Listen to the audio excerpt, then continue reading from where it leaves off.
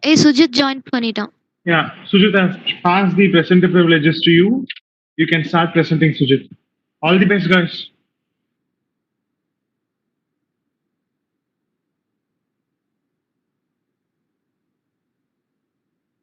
Yeah, thanks, Kaushik. Just a minute.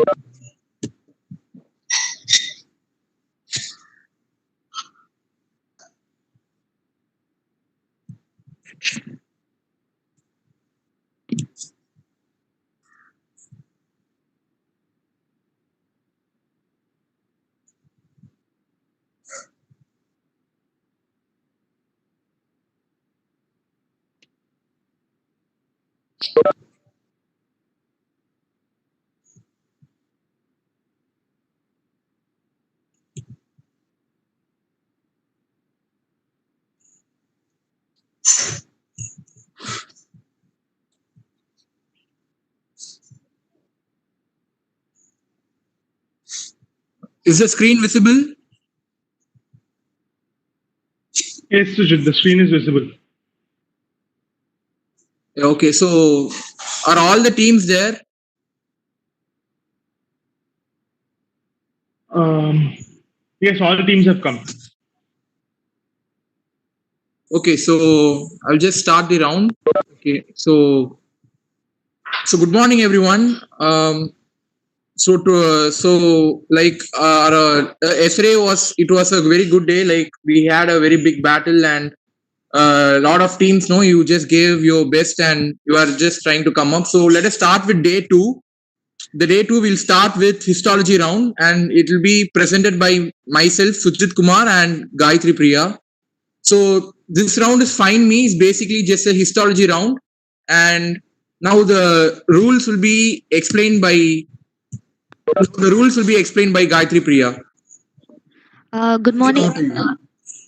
Good morning to the professors and assistant professors, anatomy department faculties, fellow Zaitans and juniors. I'm Gayatri Priya, and am I audible? Yes, you are. Yes, you are. Okay.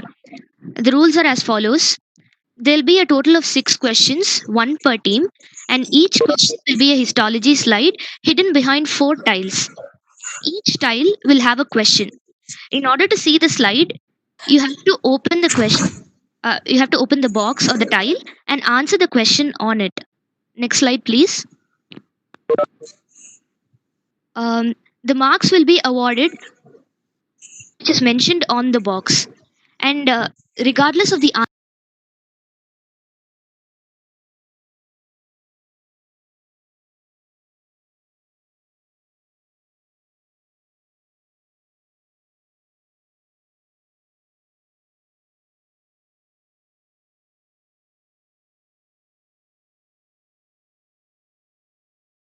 team, a single person should answer. It should be clear, and if the answer is given after the 10 seconds have passed, it will not be accepted, and there is no negative marking for the attempt.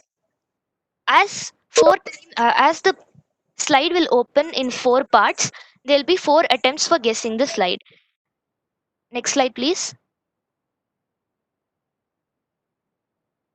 Okay, this there'll be a time limit for answering each question on the slide. The marks awarded for the slide goes as 5, 10, 15, and 20 in increasing order of difficulties for the question. There'll be one attempt for answering the question on the slide, and each team can choose their question which they want to answer first. Um, there is one scenario when you answer the slide in the first question itself, like when you open the first box itself, you have to answer all of the question boxes. Okay. And there is no bounce, no negative marking in this round, and the quizmaster's decision is final. Next slide. So scoring will be such that you will be the total score will be a sum of the marks you obtain from answering the boxes and the mark you obtain from answering the slide. When the total marks for identifying the slide will be 40 points, and The marks will progressively decrease as the slide is being progressively exposed. Okay, the time limit will be 5. The 5 marks and 10 marks will have 15 seconds to answer. The 15 marks and 20 mark question will have 30 seconds to answer. Now I need Kaushik to demo a question. Kaushik, Yes, Gayatri. okay, next slide please. Next. Okay, Kaushik, you have to pick a box. I'll Which one? choose a 15. 15. Please open the 15 mark box. Okay. Who is the most Who's the famous Academy Award winning music director who has done the background score for most of Christopher Nolan's movies? Answer please, Kaushik. I'm not sure. Okay, reveal the answer please, Sujit. It's Hans. Please go back to the question. Open the pink box. Can you guess who this is, Kaushik? The time for the slide.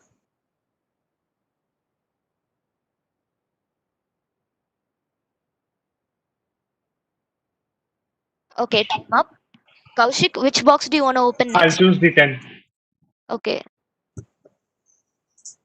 What is the famous weapon used by John Wick, which was running gag in the first part and actually used in the second part? Time starts now.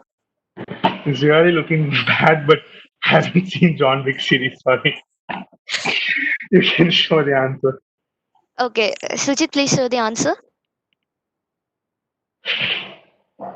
Okay, it was a pencil.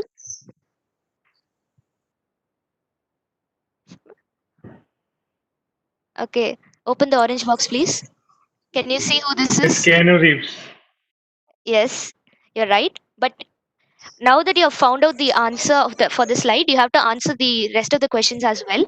Please open the 5 box, Sujit.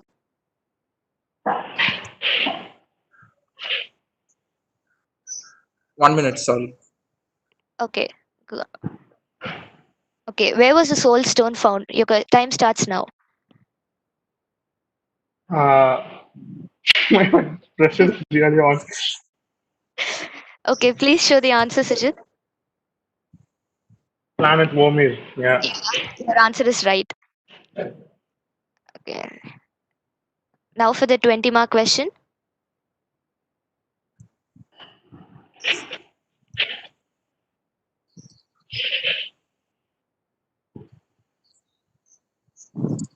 1 minute, 1 minute, sorry. Uh, okay.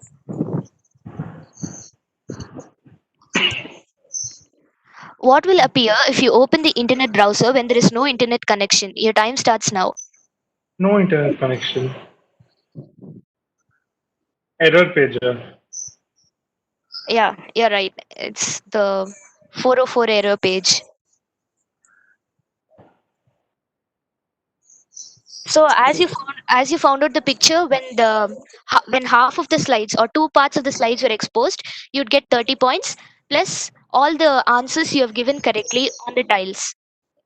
So everyone um, is everyone able to understand the round how it will go? Teams, I need confirmation from all of the teams. Team 1, please respond with yes. Yes. Team 2, please respond with yes. Yes.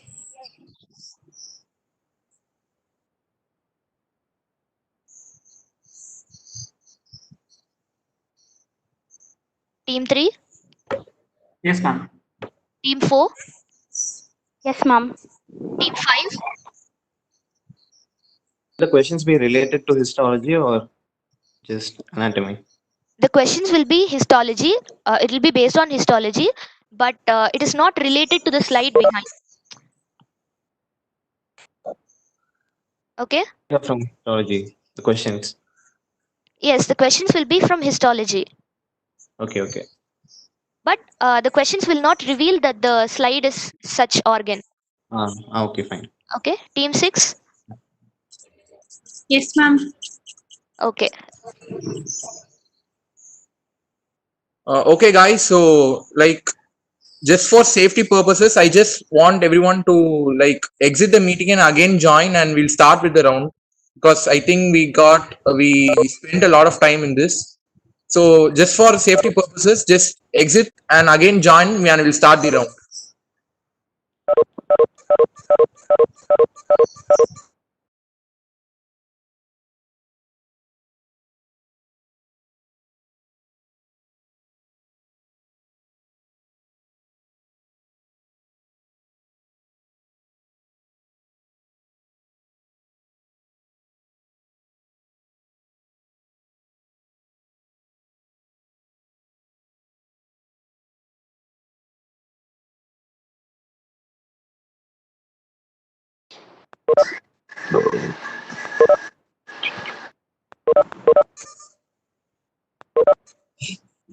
Hello, Kush, can you hear me? Yes, Sujit. Just make me the presenter. Yeah, yeah. What is your name? Sujit Kumar. Is the screen visible? Yes, yes, the screen is visible. Yeah, Sujit, wait. Team 5 hasn't come yet. Yeah, I'm waiting. Yeah. This is just the hyperlink page. We'll wait. Yeah.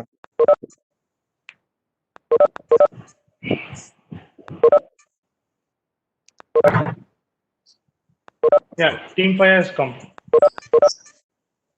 Okay, so have all the teams come? Yes, Sujit, all 5 teams, all 6 teams have come. Okay, so Gayatri Priya will be like, she will be doing the first 3 questions, and the last 3 will be done by me. So Gayatri Priya, over to you. Okay. Let us start with team 6 and make our way through team 1. Team 6, are you here? 1 minute, Gayatri Priya. Just I want to just make a note. Now, as Team 6 is being answering, I want all other teams to mute their mics, because one question will be for only one team. So only Team 6 should unmute their mics, and other teams please mute their mics. Yeah. Gayatri Priya, you can start. Okay. Team 6, Ma'am, which hyperlink do you select? Power Rangers. Please open Power Rangers, Sujit. Okay. Which question you want to answer first? Sujit, please open 10-mark question. I'm sorry, which question? 10-mark question. Where are the pixels located? Your time starts now. Fallopian tube. Okay, that was a partial answer, but I'm going to give it to you anyway. Epithelium of the fallopian tube. Team 6 gets 10 marks for that. Please open the purple box, Sujit. Okay, you can guess the slide. Seminal vesicle. Yeah, you're absolutely right. That is seminal vesicle. Okay, let's open the other boxes and you have to answer the other questions. Please Okay, open ma'am. the 5-mark question, please, Sujit. Cells like the enteroendocrine cells are confined only to the gastrointestinal tract. True or false? Your time starts False. now. Yes, you're right. 5 marks for that.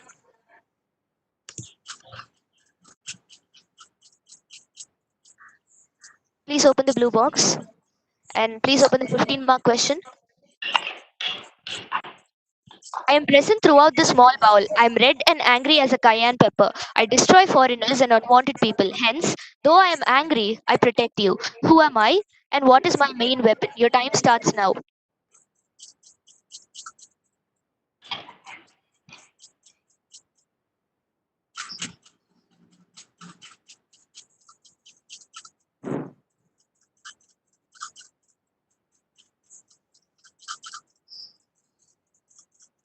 Team 6, any guesses? Pairs patches. No. The answer is wrong. Please reveal the answer, please. The answer is Paneth cells and lysozyme. So you won't be getting 15 marks for this question. Please open the 20-mark question. Stellate thymic epithelial cells with processes containing keratin tonofilaments joined by desmosomes form blank. Your time starts now.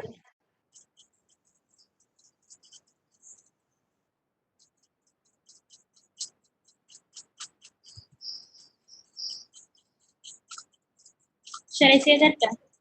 Any guesses? Team 6? Yeah. Answer? Blood thymic barrier. I'm sorry, the answer is wrong. Answer slide, please. They form the cytoreticulum of the thymus. So you won't be getting 20 marks. So now, as a total for the slide, you get 40 points. You answered the 5-mark question right and the 10-mark question right. So guys, So you can just you get, tell the total marks that has been awarded to Team 6. so team 6 gets 55 points by the end of this round. Okay. Next question. For team 5. Team 5, are you here? Team 6, please mute your mic. Yes, ma'am. Team 5. Okay, which hyperlink do you want to select?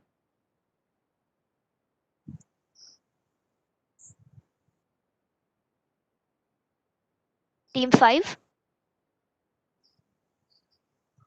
Kick Batowski. Okay, Sujit, please open Geek Potowski. Okay. Team 5 ready? Which question you want to answer first?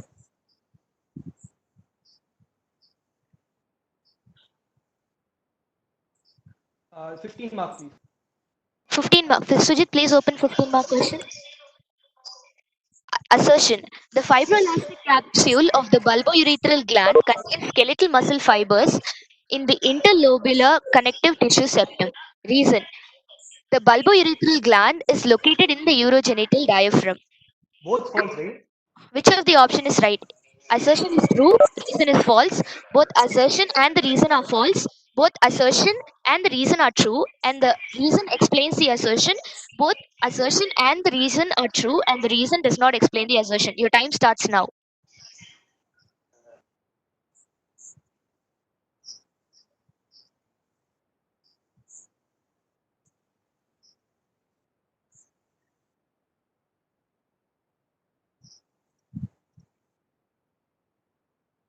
Team 5.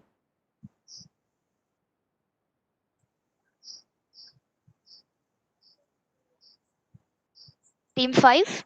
D, please. Which option do you select? D. D. D. D, right? A, B, C, Yeah. D. D. Both assertion and reason are true, and the reason does not explain the assertion, right? That's right.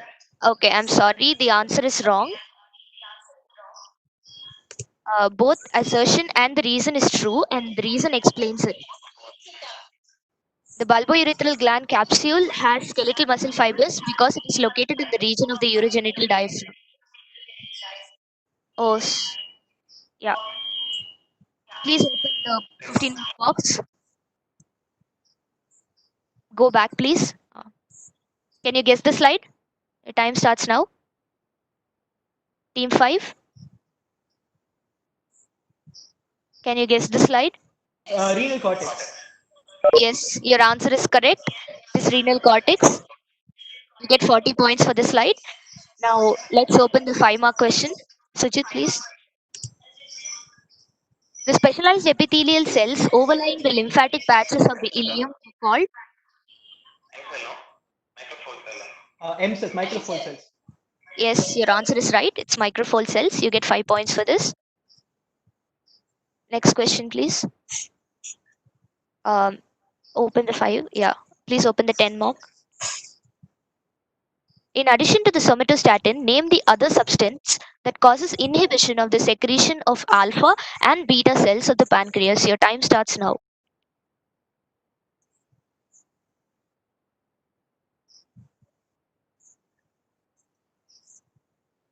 Team 5.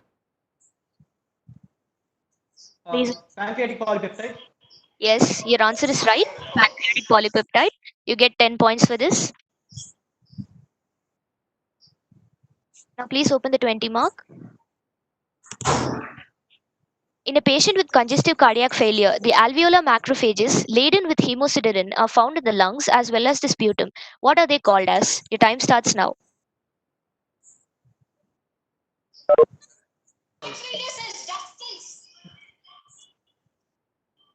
Please, Hello. please answer. Heart failure cells. Yes, your answer is right. It's heart failure cells. So you get 20 points for this. So on total, 40 marks for this slide. You answered the 5 mark right, 10 mark right, and the 20 mark right. So you get 75 points. Now let's go to team 4.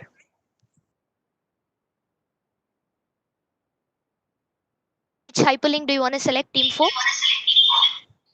Doraemon. Please open Doraemon. Yeah. Ready? Which question you want to answer first? 10th question. 10th one. Okay, please open the 10 mark question, Sujit.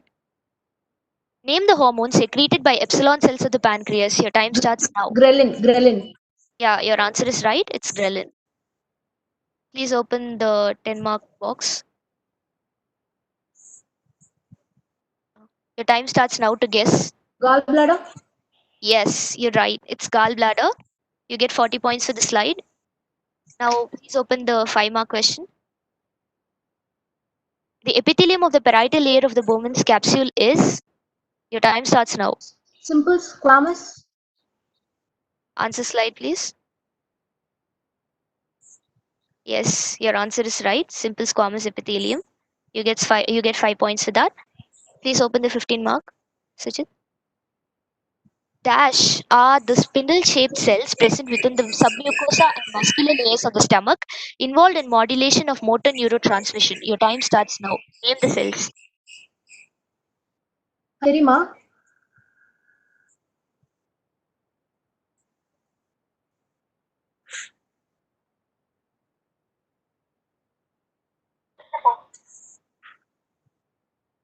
The extensions of the mucosa, muscularis mucosa. I'm sorry, the Wrong. answer is wrong.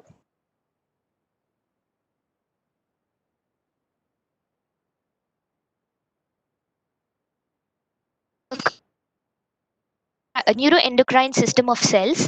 Bronchial respiratory epithelium is core granules I contain. Small cell carcinoma is what I produce upon neoplastic change. Who am I? Your time starts now. Harima.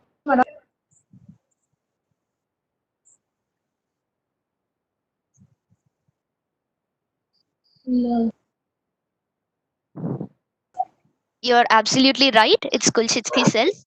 You get 20 points for this question. On the whole, you get 40 points for the slide, 5 marks, 10 marks, and 20 marks for the question. You get 75 points. Team 4.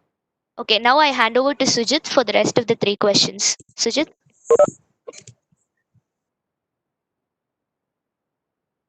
Okay, thank you, Gayatri. Okay, so now team 6, team 5, and team 4 have finished. So team 3, please unmute your mics. Can you hear me, team 3? Yes, sir. I can hear you. Okay, choose your hyperlink, team 3. I choose Ventris. Okay. Okay, which question you want to start with? Okay. Why enteroendocrine cells are also called as APUD cells?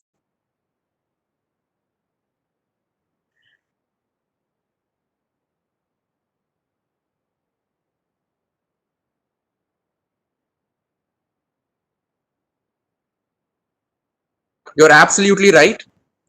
You get 10 marks for that. Liver, spleen. Time starts now. You can start to guess. Spleen? No, it's wrong. You have just a single attempt to guess this slide. If it's wrong, then you can just guess it in the next attempt. So next, which question you want to start with? I answered the slide with spleen. Is it right? Sorry.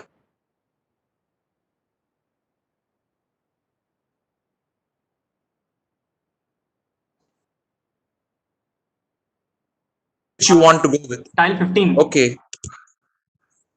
Interalveolar septum is my location. Connecting neighboring alveoli is my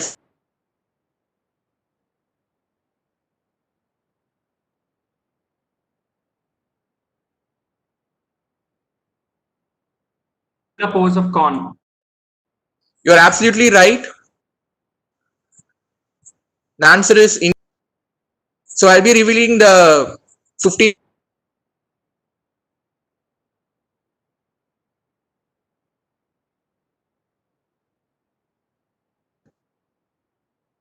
minutes.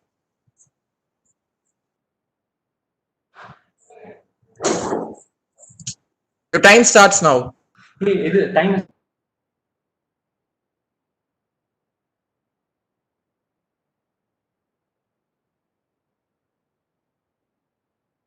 You didn't identify it in the first slide, you get 30 marks. So now you can continue with either 5 or 20, which you want to choose. 5. The tubules of ductus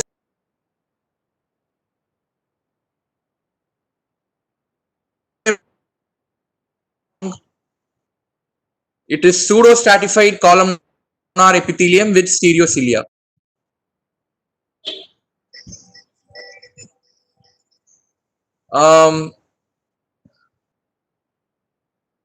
So you are just left with the 20 mark tile. Dash sensory receptor is occasionally present.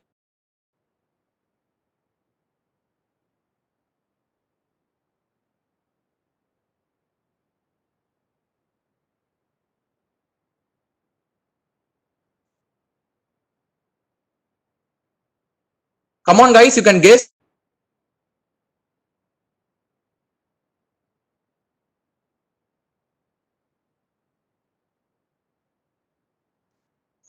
Sorry, the answer is wrong. Answer is Pacinian corpuscle. So it's just I'm just asking you if you can answer. Can you say what is the exact function of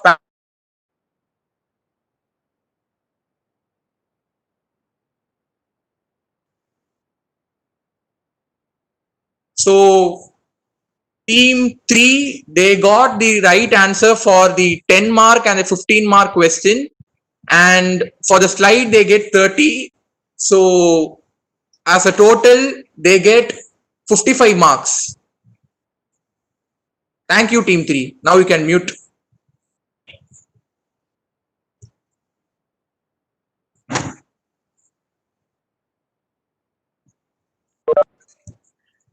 Okay, team 2, are you ready? Hello team 2. Yes, ready. Okay, choose your hyperlink.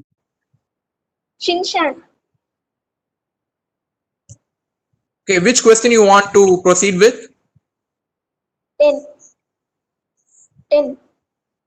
The lamina propria of the endometrium contain which type of collagen? Your time starts now. Team 2, the time is ticking. You can answer. There are no negatives. Team 2. 3, sir. Type 3. So let's see the answer. Type 3 non-bundle collagen. Yeah, I'll give you the marks.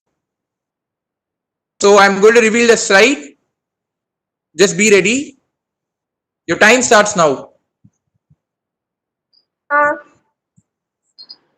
Fallopian tube. Uterine tube. Uterine tube. Yeah, you're Fallopian tube. you get 40 marks as you identified in the first slide. You get 40 marks. So now which question you want to proceed with? 5, 15, 20? 5 marks. Okay. 5. Name the important feature that differentiates between a bronchiole and a bronchus. Your time starts now. Presence of cartilage. Cartilage. Okay, you have said the answer partially. I need the other part. Cartilage. Sorry. Now can you say the answer? Hyaline cartilage. Presence of hyaline cartilage. In which? What's in which, sir? Like cartilage. I am asking the difference between bronchiole and the bronchus. So you are saying cartilage. I am asking what cartilage is present. Bronchiole or a bronchus? Bronchus has cartilage. And bronchiole? Bronchiole does not have cartilage. So let's see the answer. Yeah, you're correct. So, sir, I need the exact point. Papillary ducts which open into papillary ducts open and it forms an area cribrosa. Renal papillae open in minor calyxes. Any one, please. Any one. Renal papillae open over here in the minor calyx. Yeah, yeah, correct. So the area on the renal papilla where the papillary ductules open into the minor calyx, so that area is known as area cribrosa. So you have got correct with the 5 mark, 10 mark and the 20 mark. So you get 35 for the tiles, and as you found the histology slide in the first attempt, you get 75 marks in total for this. Thank you, team 2.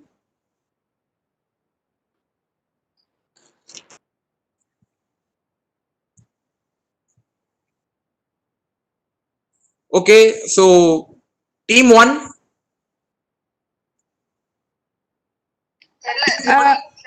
Which one is left? Ninja Hattori? Yeah, Okay then. choose your tile. 10. The difference in cartilaginous arrangement of trachea and an intrapulmonary bronchosis. Your time starts now.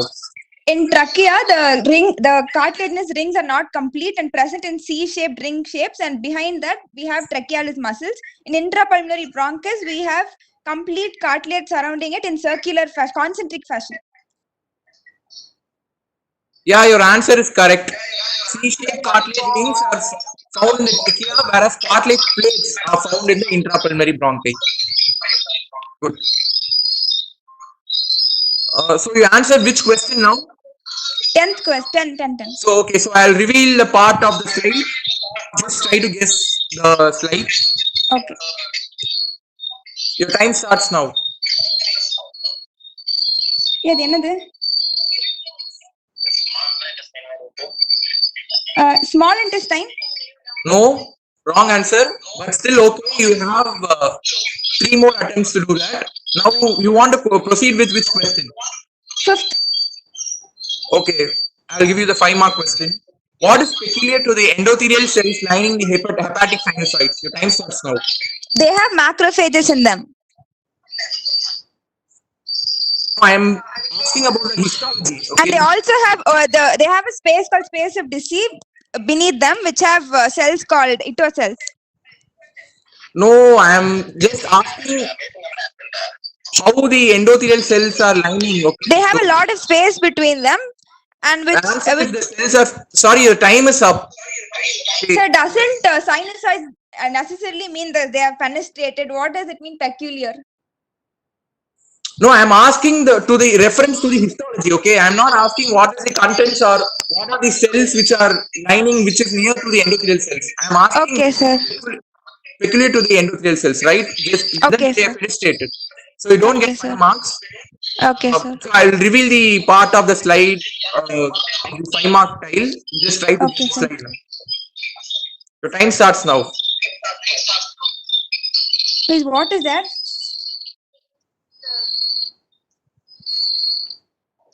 Time up. Time up. Okay, so you have to, time up. You have to guess within 10 seconds. Okay, okay. So you have 2 more attempts. So half of the slide is leave. So you can just now see and you can just think. So if you want to go 15 or 20?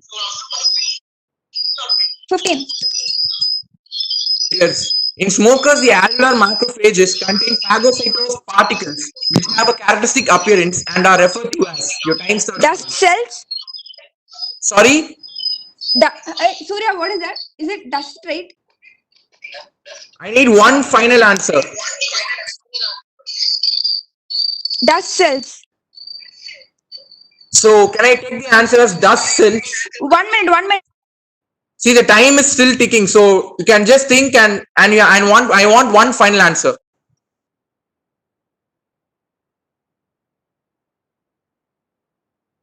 Time up. Answer, please.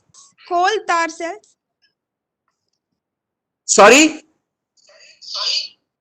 Coal tar cells. Yeah, you're right. Oh, okay. See, guys, please, if you, after you confirm the answer and I move to the next slide, I cannot change again. I cannot change your options.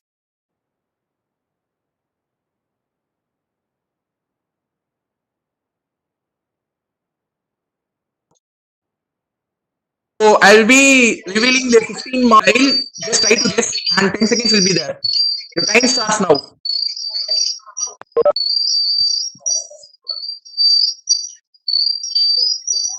Spleen? No, the answer is wrong. It's not clean. Okay, so you got one last attempt for the guessing the slide for which will be for 10 marks. Okay. So now I'll be revealing the 20 mark tile question. Dash are immature dendritic cells that are present in the esophagus involved in the immunostimulation of many T cells and mucosal defense. Your time starts now. What is it?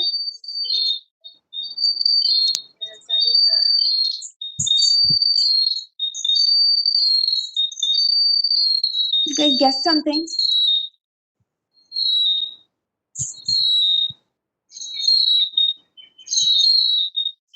Time is ticking, guys.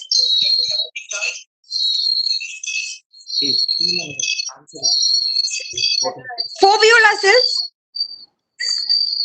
The answer is wrong. The answers are Langerhans cells.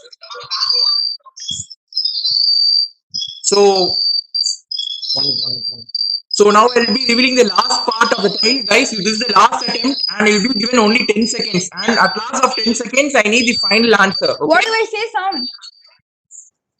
That's all. I'll be revealing the last part of the slide. Your time starts now. Just 10 seconds left. And at last, I need the final answer. Come on, guys. Guess the slide. It's some lymphoid organ, I guess. Time up. Your answer?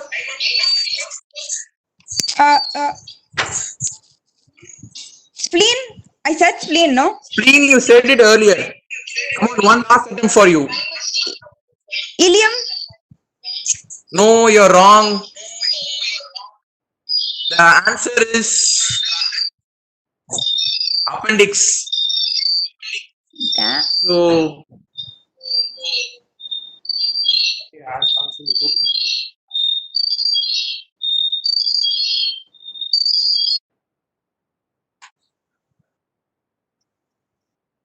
so you have answered the 10 mark correctly and the 15 mark correctly. So the total marks awarded for you in this question is 25 marks. Scorers, please note this. So that's it. All the questions have been finished. So I'll just finish this round. Thank you all. And thank you to all my friends who helped me to arrange this round. And also I thank also the Institute of Anatomy for sending me the questions and helping me in this presenting this PowerPoint and being the quizmaster of this round. Thank you, guys. Thank you, Sujit and Gayatri. It was a really great start. The scorers, can you just announce the scores for this round and the final total?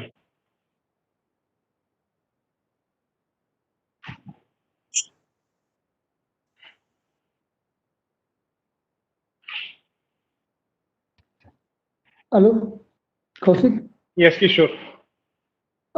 Team 1 has scored 25 points in this round, and overall they have scored 357 points. Thank you. Welcome. Team 2 has scored 75 points in this round, so overall they've scored 303. Thank you, Manu. Team 3 has scored 55 points. I'm sorry, can you be clear? Yeah, Team 3 has scored 55 points in this round. Yeah. And overall? And in total, they have scored 317. Thank you, Vijay. Team 4 has scored 75 in this round, and their overall score is 446. Thank you. Okay.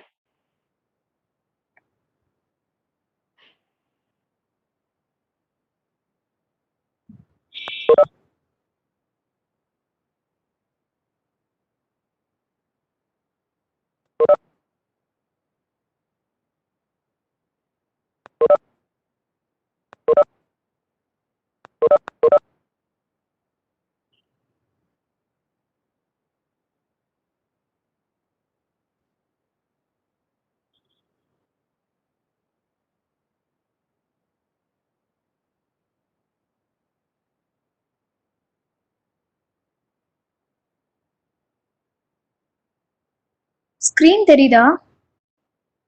Yes, தெரியுது. Clear. தெரியுது.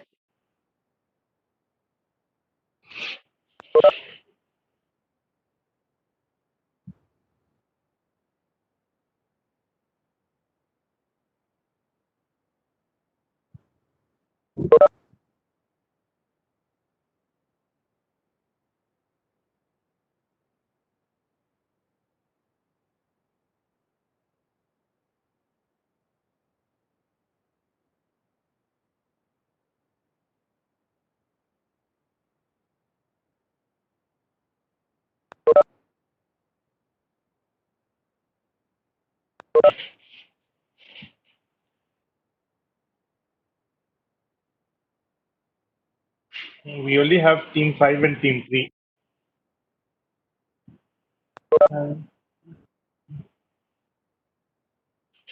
Yeah.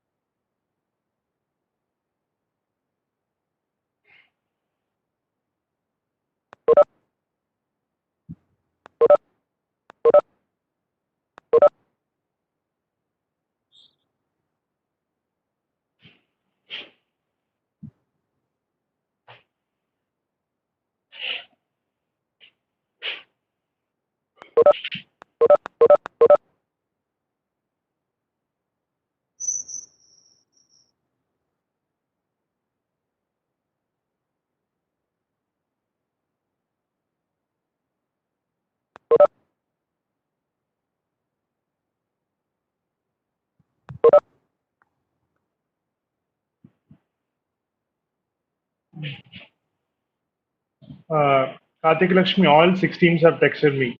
All 6 teams are present. Okay. Shall I start? Yes, Karthik Lakshmi, you can start. Good morning, everyone.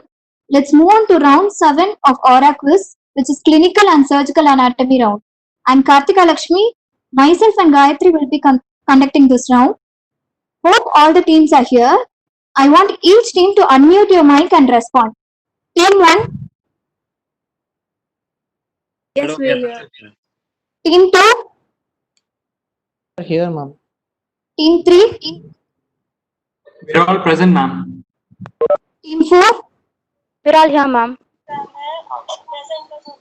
Yeah, okay. Team 5. We are present, ma'am. Team 6. Ma'am, we are here, ma'am. Okay. Gayatri will explain the rules. Over to Gayatri.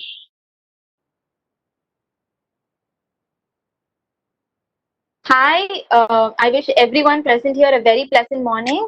I'm Gayatri and I'll be explaining the rules for this clinical and surgical anatomy round now. So each team will receive one step consisting of 4 questions as follows. First question will be related to a procedure. Second question will be a one word or a phrase. A third one will be a clinical question. In the fourth question, you will be giving me the layers incised in that particular procedure. The rules are very simple. So your voice is not audible. I'm from team 2. It is audible. Okay, is it better now? Hello? Yeah, you are very clear, Gayatri. Is it better now? Team 2, please respond.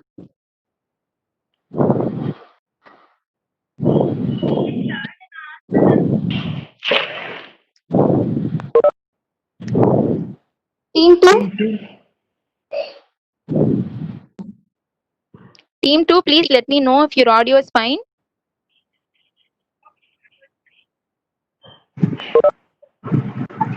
Sure.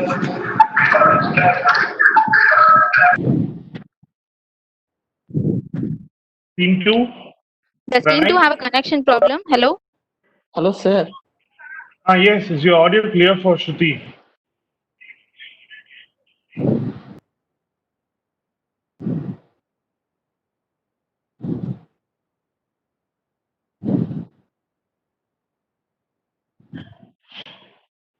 Team 2.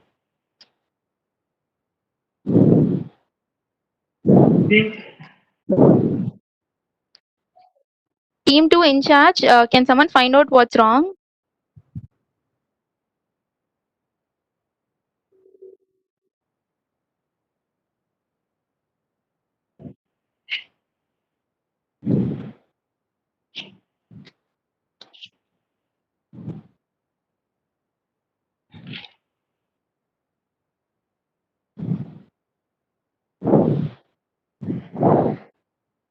Kaushik, are you able to hear me clearly? Yes, Yeah, yes, we're your very audio is clear. clear. Yeah, your voice is clear. Okay, fine.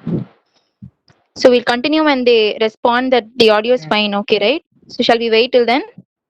Yeah, we'll just confirm with Afra. Okay. Ma'am, I'm from team 2. It's not clear. I'm not able to hear anything. Is it same for every person in team 2? I'm able to hear clearly. Okay, then Shruti, try to change your headphones, Pranay and Shruti. Shruti.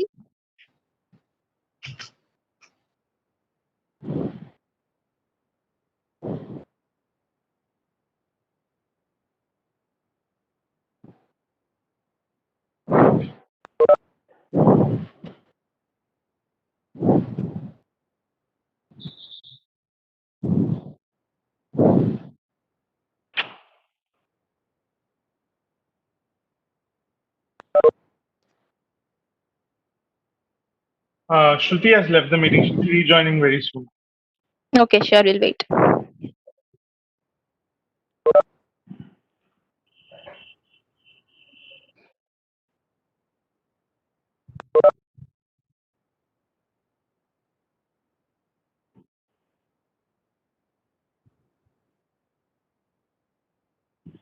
Shruti, is it audible now?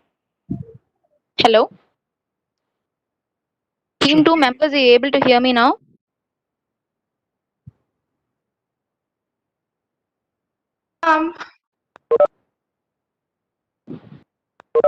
Sir, they are able to see, sir. Then Adib, it's a network problem, Adib. Just Okay, listen sir, to the I will question leave. and discuss here. Sir, I will leave and once I will come in, sir. Again, I will join the meeting once again, sir. Do it fast now. Okay, sir.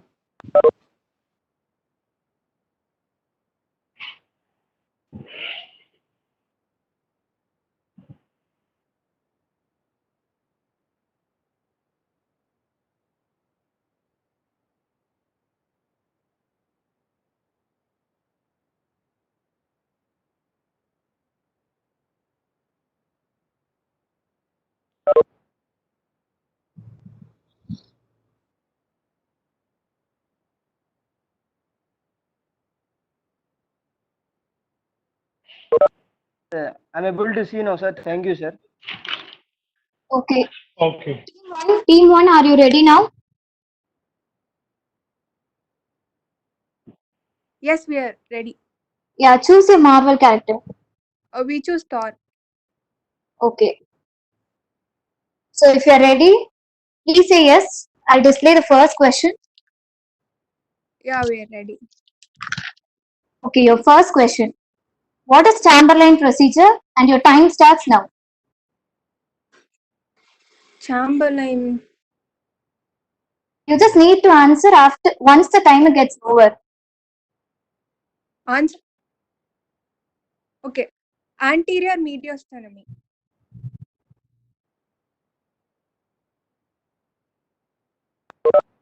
Answer, please. Now you can answer. Anterior mediastinum. Yes, it's the right answer. Very good, team 1. I'll show the answer slide now. Chamberlain procedure. It is an incision made lateral to sternum, and a mediastinoscope is inserted to view the structures of thorax. Okay. If you are ready, shall we proceed to second question? Yeah, we can proceed. Okay. Left medial sectionectomy of liver involves removal of which coronary segment? Your time starts now. Left.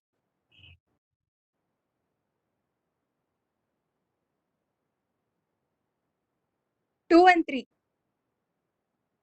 Please answer once the time gets over.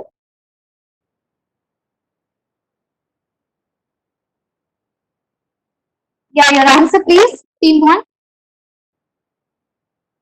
2 and 3. No, it's the wrong answer.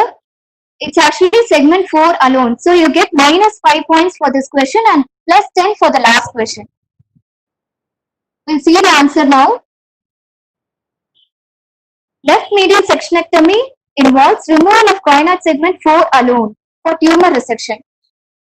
Is that okay? Shall I proceed to third question? Yeah, we can proceed. Okay. Name the syndrome. Gallstone lodged in the cystic duct or neck of gallbladder produces an inflammatory swelling that compresses the common hepatic duct, producing biliary obstruction and jaundice. Your time starts now. Okay.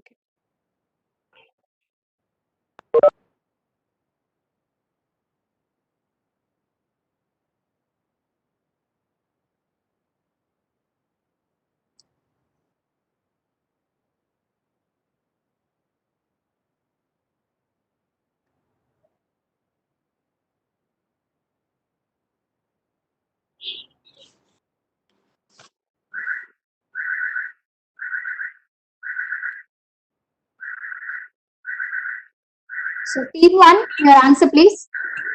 It is Mirizi syndrome. Mirizi syndrome is the right answer. Okay, we'll see the answer now. As you see in this picture, gallstone lodged in the cystic duct has produced inflammation in the surrounding region. So the swelling has compressed the common hepatic duct, producing symptoms of obstructive jaundice. So are you clear? You get plus 10 points for this question. We'll move on to next question. Name the layers incised in resection of retroperitoneal lymph nodes. Your time starts now. I need your answer in correct order, and only once you can answer after the time gets over.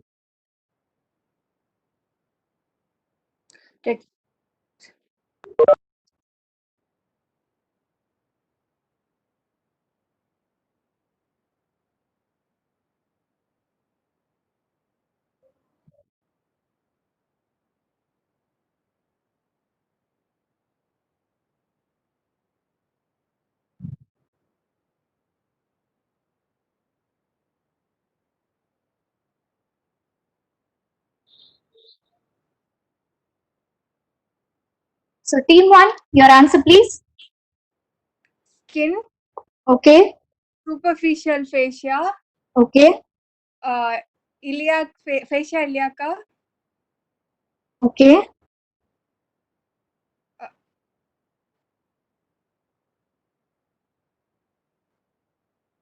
Please answer soon. I don't think I can wait any longer. That's all. That's the answer. Sorry, team 1. I can't give marks for this answer. We'll see the answer now. Skin, superficial fascia, external oblique, internal oblique, transversus abdominis, and transversalis fascia. So you get no points for this question. Okay. So team 1 in this round has scored totally 15 points. Very good, team 1. All the best for your rest of the rounds. Okay, team 2, are you ready? Team 2? Yes, ma'am. Okay, choose your hyperlink. Doctor Strange. Okay. So if you're ready, I can proceed with the question. Are you ready? Yeah, okay. Your first question. Yes, ma'am. Transverse incision 2 to 3 centimeter above pubic symphysis in hysterectomy is called dash. Your time starts now. Ma'am, question is not fan steel incision. Huh? Panel steel incision. Please tell the answer once the time gets over. You can discuss in Zoom. Okay. Okay. Team 2, tell your answer. Panel steel. Panel steel. Can you please spell Panel it? steel. Can you spell it? PFANSTIEL. Okay. Panel steel incision is the right answer. You get 10 points for this question. We'll move to the answer slide now. So as you see here, phalansteal incision is a curved incision made 2 to 3 centimeter above pubic symphysis. This is commonly used for cesarean section and hysterectomy. So shall I proceed with second question? Yes, ma'am. Okay. At the vaginal end of cervix, if aperture of cervical gland is blocked and filled with mucus, it forms a dash. Your time starts now. Okay. I'm Nepotian cyst.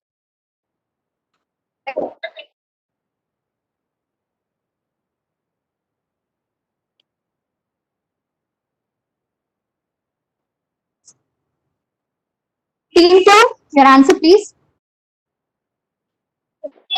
Nepotian cyst. Yeah, Nepotian cyst is the right answer. You get 10 points.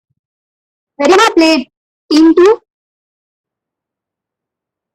There are numerous branching glands in the cervix which secretes mucus. When the ducts of these glands get blocked, mucus accumulates within the dilated ducts to form cysts. They are called Nepotian cysts, as you can see in this picture. Okay, shall I proceed with the third question? Yes, ma'am. Autonomic dysfunction affecting vagus nerve presenting with anisocoria, abnormal deep tendon reflexes, and patchy areas of hyperhidrosis and or anhidrosis is called DAF syndrome. Timer starts now.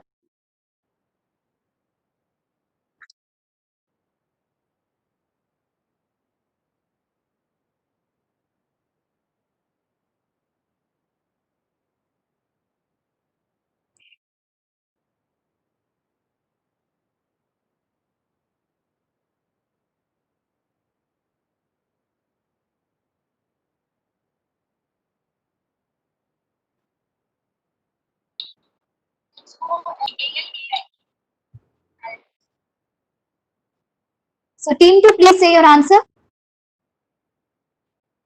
Yeah, it's the right answer. Yeah. You get 10 points for this question. The answer is Holmes-Hardy syndrome. This syndrome usually occurs following a microbial infection. Is different sizes of pupils. This occurs because of ciliary ganglion affection, and autonomic dysfunction may involve vagus nerve or dorsal root ganglia of spinal cord. Okay, shall we move on to next question? Yes, ma'am. Here's your last question.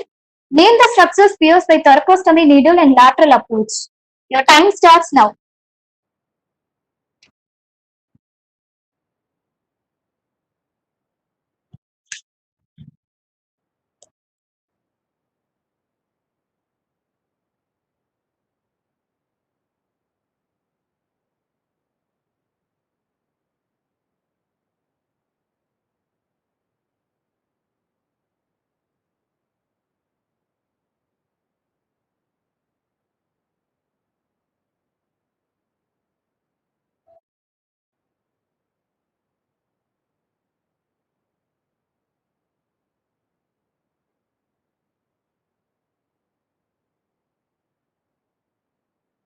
Okay, team 2, please tell your answer. Team 2? Superficial fascia. Okay, Yes, ma'am. Wait. Skin, then?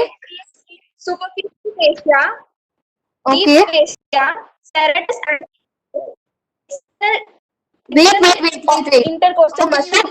Wait, fourth the serratus anterior, then External intercostal muscle, internal intercostal muscle, okay. innermost intercostal and parietal pleura. Innermost intercostal and parietal pleura. Okay. Even endothoracic fascia. Endothoracic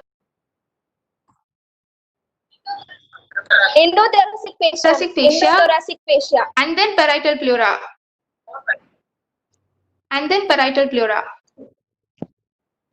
Okay, skin, superficial fascia, deep fascia, serratus anterior, external intercostal muscle, internal intercostal, innermost intercostal, endothoracic fascia, and parietal pleura. So you get plus 15 points for this answer. So you have to approach thoracostomy.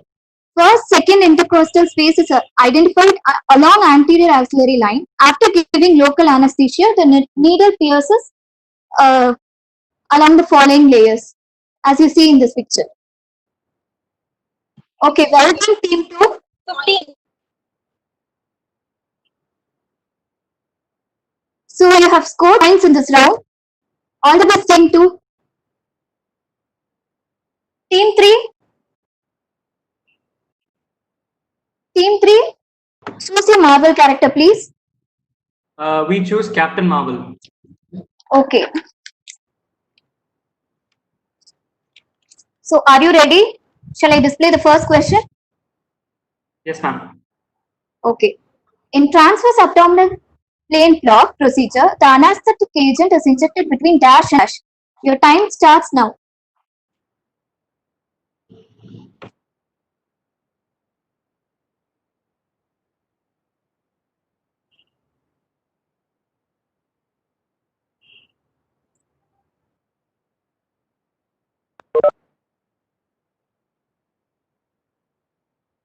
Okay, team 3, you can give your answer. Between T11 and L2. No. Actually, the answer is between transverse abdominal oblique muscle. Sorry, guys. So you get minus 5 points for this answer. So tap block, it is an anesthetic technique in which segmental nerves passing in the neurovascular plane between transverse abdominis muscle and internal oblique muscle. So these used for various lower abdominal surgeries like bowel surgery, cesarean section, hernia repair, and appendicectomy. Okay, shall I proceed with second question? Okay. Blue dot sign at the upper pole of testis is diagnostic of dash. Your time starts now. Testicular torsion. Yeah. Please answer after 20 seconds. Mm.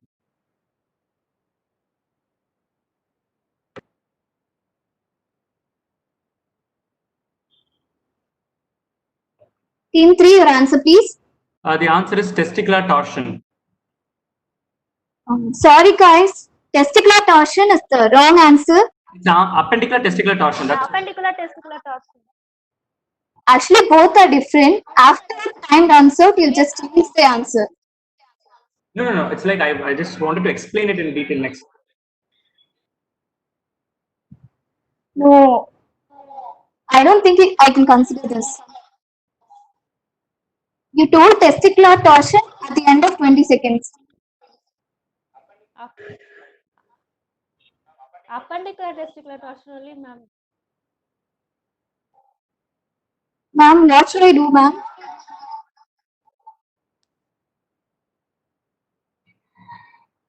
We will refer later and tell you, ma. Proceed with the next question. Okay, ma'am. Okay. Yeah, okay, ma'am. Question. Okay. What did the Told torsion of testis, testicular torsion, ma'am. Okay. Actually, Initially. Ma'am, this is expected to be appendicular testicular torsion. No, Gayatri, they corrected the answer before time lapsed or after? After time gets got over, they told testicular torsion. Then it cannot be considered, right, ma'am? Ma'am, but Yes, the answering itself is after the. But I'll consider first question, first answer only, no? Yeah, yes. You need not consider the corrected version. Okay, so team 2 gets minus 5 points for this question. Actually, both are different because blue dot sign occurs only in the. Both are different. We are saying appendicular torsion only.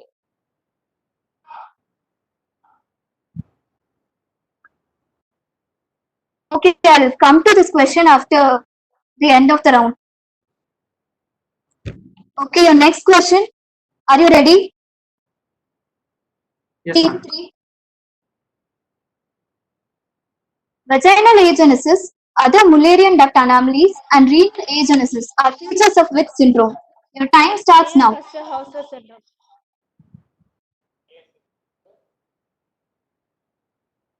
Time code Mayer Custer-Hauser. Mayer Rokitansky Custer-Hauser syndrome.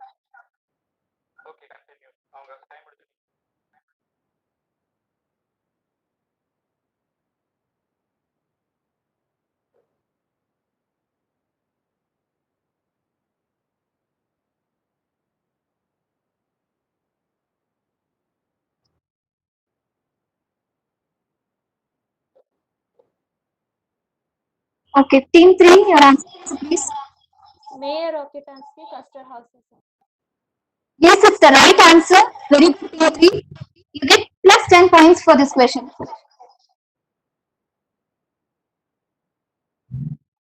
Actually, no, Mayer Rokitansky cluster houses syndrome. Ovarian function is normal, external genitalia is normal, secondary sexual characters develop normally during puberty, but they don't get menstrual cycle. That is primary amenorrhea. That is the first clinical sign of Mayer Rokitansky cluster houses syndrome. Okay, we'll go to the next question. Your last question. Are you ready? Yes, ma'am. Okay. Name the layers pierced by the needle in photosynthesis. Your time starts now.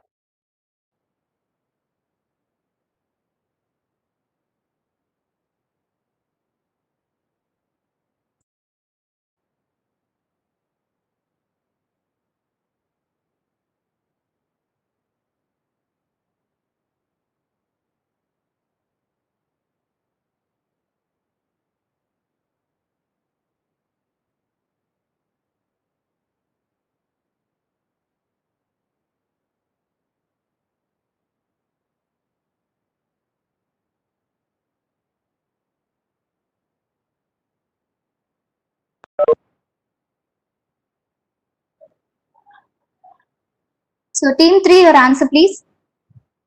Ma'am, first it pierces the mucosal layer of the inner mucosal layer of the vagina.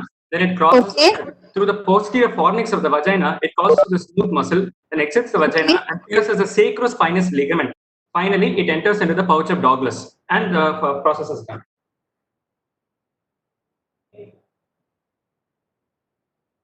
Okay, we'll see the answer now. Mucous membrane of vagina, muscular coat of vagina, visceral layer of pelvic fascia, and then peritoneum. Yeah, that is pouch of Douglas.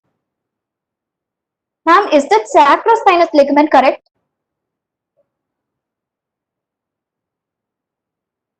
I think he has answered for mucous membrane, muscular coat, connective tissue coat. Yeah, ma'am. And peritoneum also he told. Pouch of Douglas. Okay, that may also be considered. That's it. Okay, so you get 15 points for this question. At the end of the round, I'll confirm your total score. So the next 3 teams will be conducted by Gayatri. Over to Gayatri. Hello. So before continuing the other rounds, we'll just clarify this testicular torsion question, and we have to restart after that. So the blue dot sign is where a hard tender nodule is formed at the upper pole of testis, and it shows bluish discoloration because of venous congestion. So this is a characteristic feature only of the torsion of appendix of testis. And since your first answer was testicular torsion, but we cannot accept that. Sure for appendicular torsion. You were saying that only, ma'am. Right. Of course, I get your point, but then your first answer was testicular torsion. Srinidhi, but before you hurried her and gave the answer as testicular torsion. When two people are speaking, only you can hear one voice, ma'am. I can't do anything for that, ma'am. But we are 100% sure of appendicular torsion. But I'm sorry, even if you're sure, you should have answered that first. This cannot be considered, okay? So you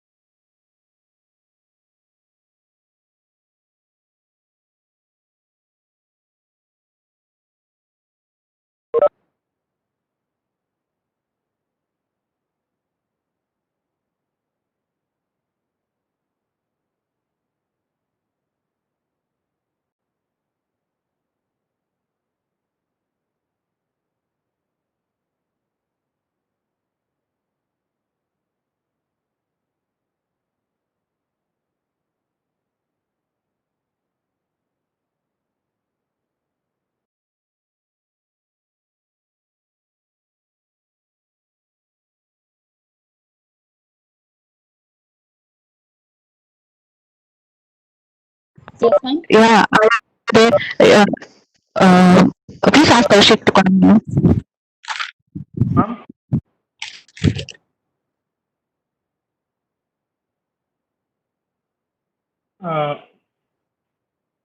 I didn't hear what ma'am said.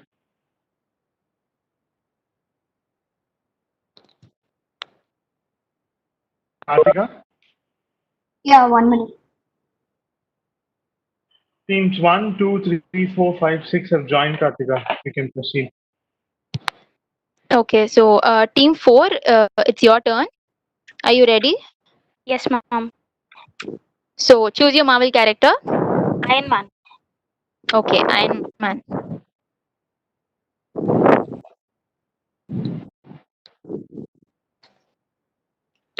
Can we go to the first question? Yes, ma'am. Here's your first question.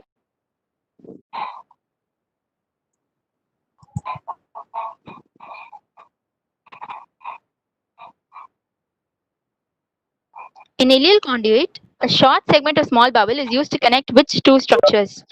Time starts now.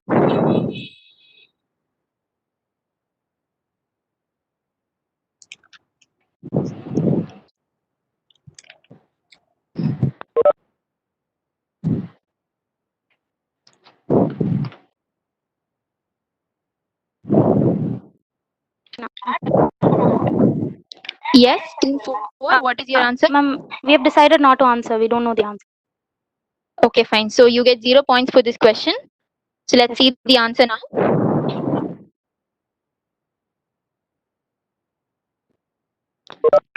In aerial conduit, one loop of bubble is cut out. This is usually done wherein the bladder is completely resected off and there's an alternate pathway for the flow of urine. So it's connected proximally to the ureters and distally to the anterior abdominal wall. So the urine will flow from the ureters through that particular cut loop of bubble into the anterior abdominal wall where a urine bag is collected. Urine bag is connected. Is that clear? This is called ileal conduit. Shall we Yes, proceed to the next question? Yes, ma'am. Okay, here's the next question. By what classification can traumatic injury to the spleen be graded? The time starts now.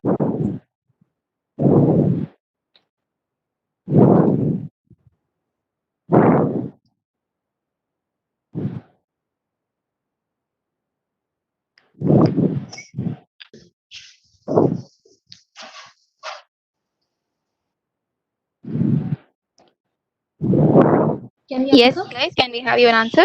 Bunting's classification. Perfect, that's the right answer. So you get 10 points for this question. Can we have the answer?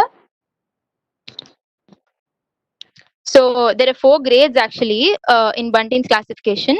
If only the capsule is involved, it's grade 1. If the parenchyma of the spleen is also disrupted, then it's grade 2. If the hilar vessels are disrupted, it's grade 3. If there's a fragmented spleen or the entire hilar structures are avulsed, it's grade 4. So if that's clear, let's move on to the next question. Yes, ma'am. Okay, third question. Name the syndrome which is characterized by painful inflammation of the costochondral and the costosternal joints. Your time starts now.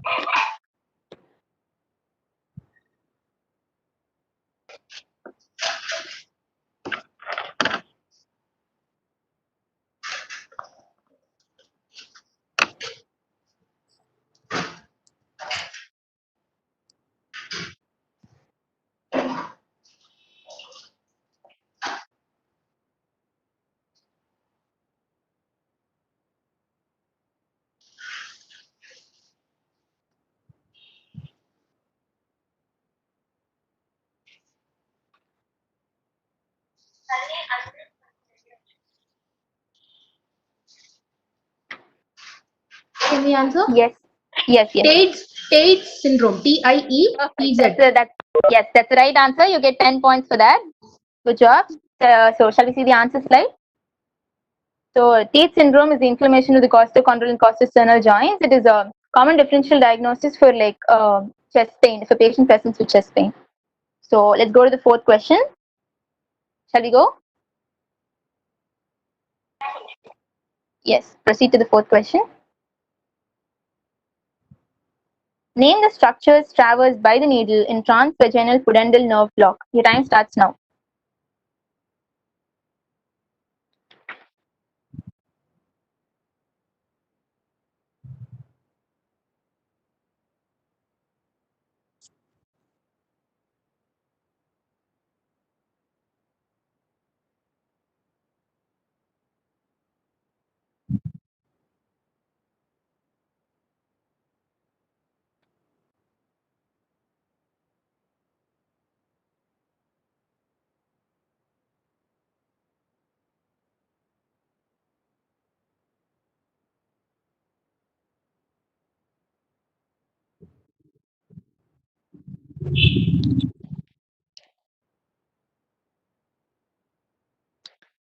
So can we have your answer in correct order?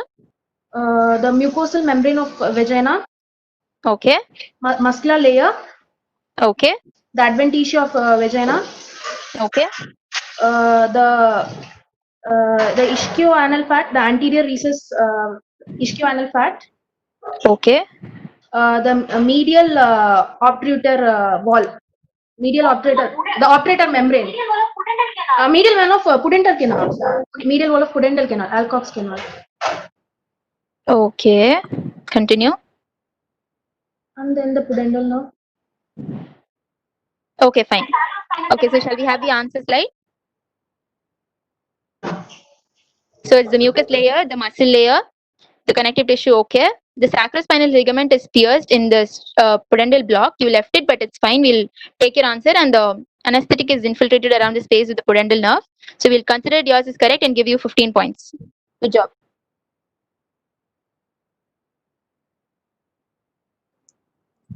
So team 4, you get 35 points in this round. Is that right? Is that right? Shall we proceed to team 5? Yes. Okay. Team 5, please choose your Marvel character. We choose Captain America. Okay, Captain America it is. Are you ready? Here's your first question. The technique of controlling the bleeding from hepatic vessels by compressing them in the free edge of lesser omentum is called dash. Your time starts now.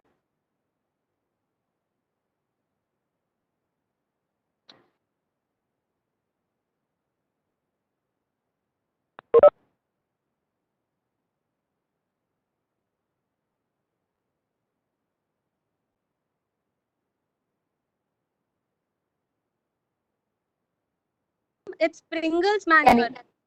Perfect. That's the right answer. So shall we have the answer now? You get 10 points. So the lesser omentum is actually the hepatogastric and hepatoduodenal ligaments, right? So an incision is made between the two, and the vessels are clamped when you access the epiploic foramen. So this diagram shows the vessels being clamped there. So shall we proceed to the next question? Here's your second question. The antrum, body, and fundus of stomach rotate upwards such that greater curvature comes to lie above the lesser curvature. Name the condition and identify the type. The time starts now.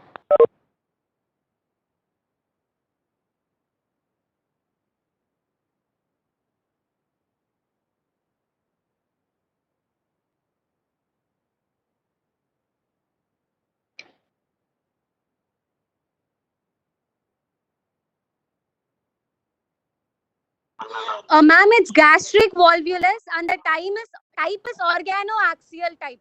Perfect, perfect. Both are right. So let's see the answer. You get 10 points for this question. So twisting of the stomach is basically called volvulus. There are two types, organoaxial and mesentericoaxial. If the axis is drawn all the way from the cardiac end to the pyloric end, and the greater curvature comes to the right and above the lesser curvature, it's organoaxial type. So in mesentericoaxial type, the axis is from across the stomach, like from the greater curvature to the lesser curvature. So shall we proceed to the next question?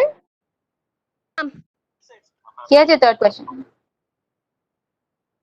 A 62-year-old man is admitted to the emergency room with severe interscapular pain. He is pale, clammy, and hypotensive.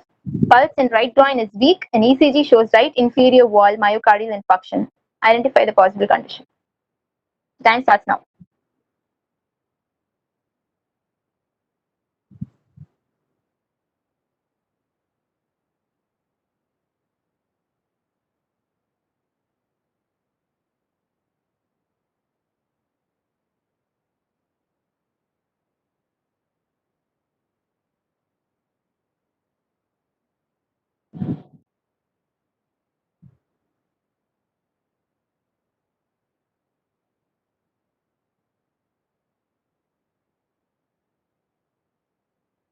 Can we have your answer, Team 5? Aortic dissection. Perfect. That's the right answer. So you get 10 points for this question. So let's see the answer slide. So interscapular pain is a characteristic feature of aortic dissection where there's an intimal tear and the blood flows through a channel in the media. So this person, he has extensive aortic dissection where it involves the ascending aorta. That's the reason why the right coronary artery is affected and you have a myocardial infarction in the inferior wall. And the right iliac artery is also affected. That's why the pulse in the right groin is weak. This is a case of extensive aortic dissection. So that's the right answer.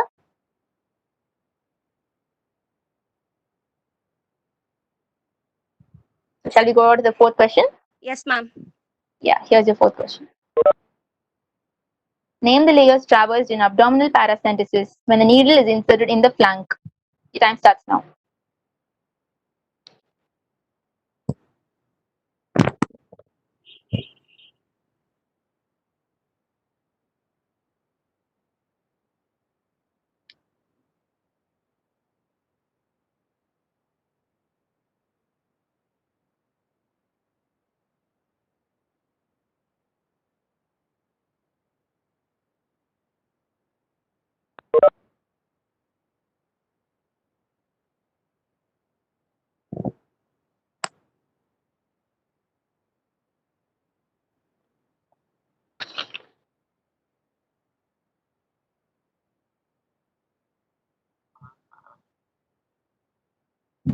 Ma'am, skin, superficial Okay. fascia, deep fascia, external oblique, internal oblique, transverse abdominis, transversalis fascia, parietal peritoneum. Super. Perfect, guys. You have done a great job. It's perfectly right. So you get 15 points for this question. Thank you, ma'am. The layers were perfectly right, as you can see. This is a very common procedure because ascites due to liver cirrhosis is very common in our city. Okay, so you have got 45 points in this round. So team 6, are you ready? Yeah, Gayatri. Hello. Yes, ma'am. Yes, ma'am. Yeah, Gayatri, regarding the torsion of appendix of testis, since there was a confusion and the question has negative marks, right? Yes, ma'am. Yeah, so the department, what the department feels is, we'll give them a backup question. Okay, ma'am. Yes, you can please ask them a backup question and proceed. Yes, ma'am. Shall we do it at the end of the round, ma'am? Yeah, fine. Yeah, okay, ma'am. Thank you, ma'am. Sorry to interrupt, ma'am. Yes, ma'am. No problem. This is the answer for the previous question was the answer. Layers involved, right? Yes, ma'am. In that, deep fascia should not be included in the anterabdominal wall. Okay, Yes, ma'am. But there's a but okay, given your this marks are just in final. We want everyone to learn that deep fascia is absent there, and she left extra peritoneal connective tissue beyond the parietal peritoneum. I just wanted to let others. That's it. Thank you. Yes, ma'am. Sure. Shall we proceed, ma'am? Please proceed. Yes. Team 6, are you ready? Please respond. Team 6? Yes, we're ready, ma'am. Team 6, shall we proceed to the first question? I'm unable to hear you. Can someone respond from Team 6?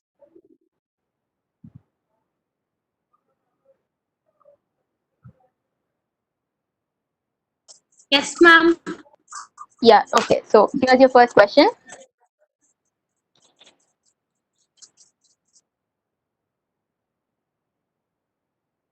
First question.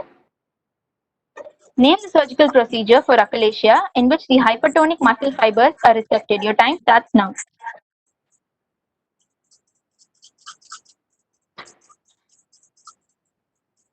Hellas cardiomyopathy.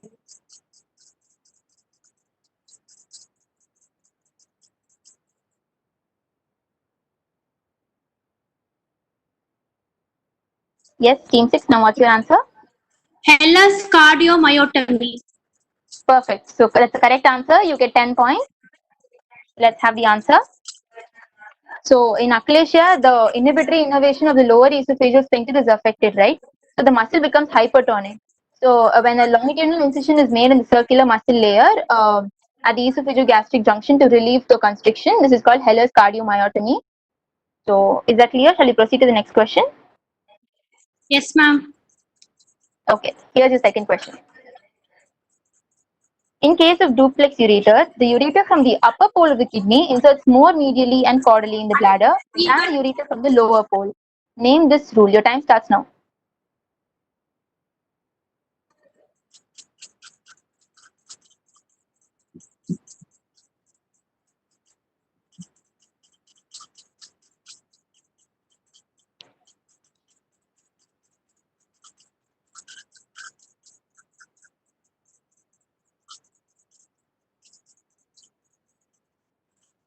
Yes, can we have your answer? Mayor law.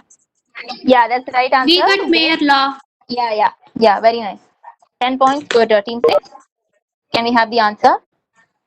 So in case of duplex ureter, we know that there's two ureteric buds formed from a single mesonephric duct that's in the same site. So the ureteric bud, which is proximal in the mesonephric duct, has less time to be pulled cranially during the renal ascent. So that's the reason for the Weigert-Mayer rule to come in place. So one noteworthy point is that the lower pole, the ureter from the lower pole has a shorter intramural course, so it's more prone for ureteric reflex. So shall we move on to the next question? Yes, ma'am. Yeah, third question, here it is. With right shoulder pain, swinging pyrexia, and a past history of appendicectomy 7 days back. During appendicectomy, the surgeons had noticed that the appendix had perforated. Chest X-ray demonstrates the elevation of the right hemisphere by the condition. Your time starts now.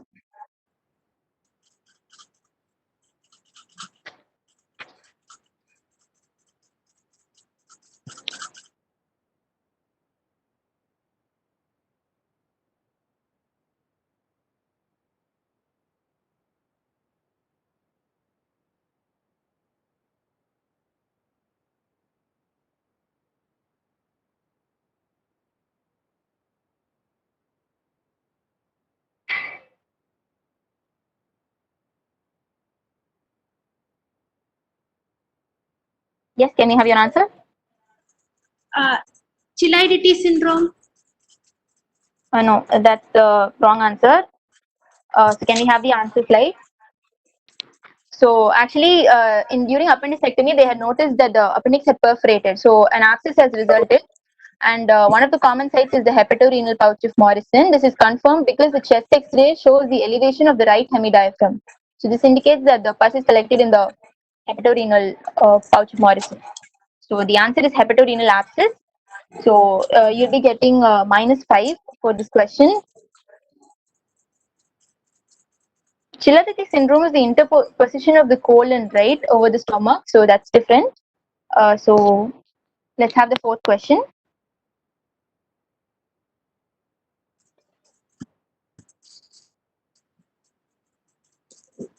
Name the layers traversed by the cannula in draining a hydrocele. Your time starts now.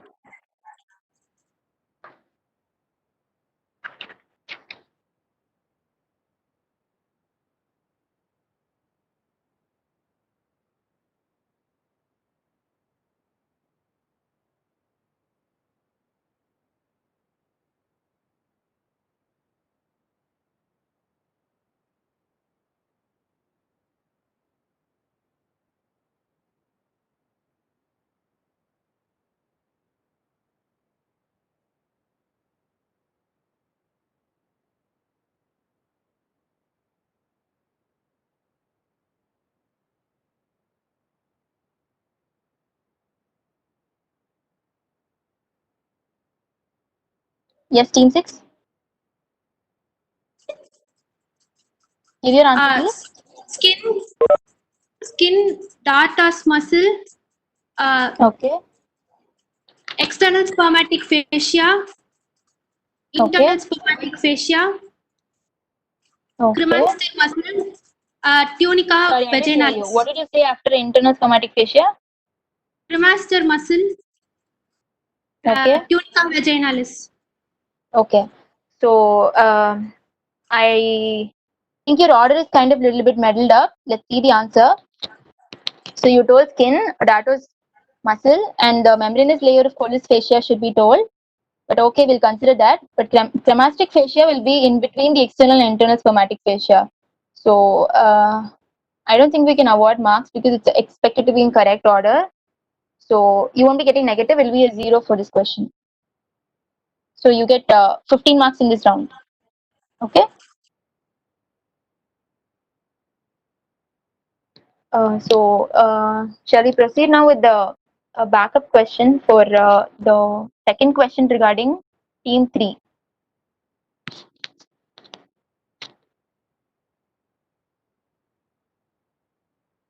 Team 3, someone respond. A backup question is for all the only the second question.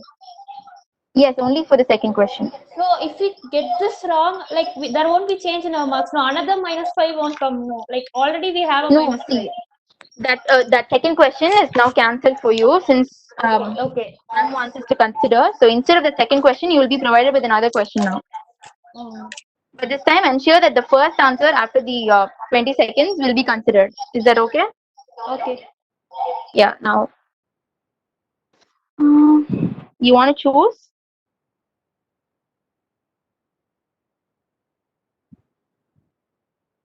Choose your Marvel character.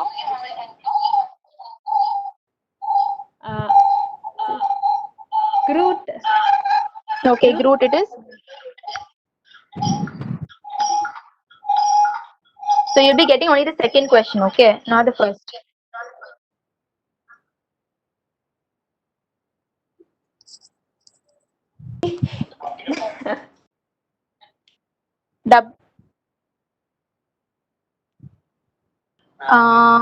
The answer was displayed. Shall we choose Hawkeye instead? Answer was not displayed, Gayatri. You can proceed. Okay, can Kaushik confirm that the answer was not displayed? Yeah, it is not. Please proceed. Ma'am? Answer for the last question displayed, right, Kartika Lakshmi? Okay, ma'am. Yes, ma'am. Yes, ma'am. First question answer was displayed, but not the second. Yeah, please proceed, Gayatri. This Yeah. was not displayed. Okay, so team 3, shall we proceed?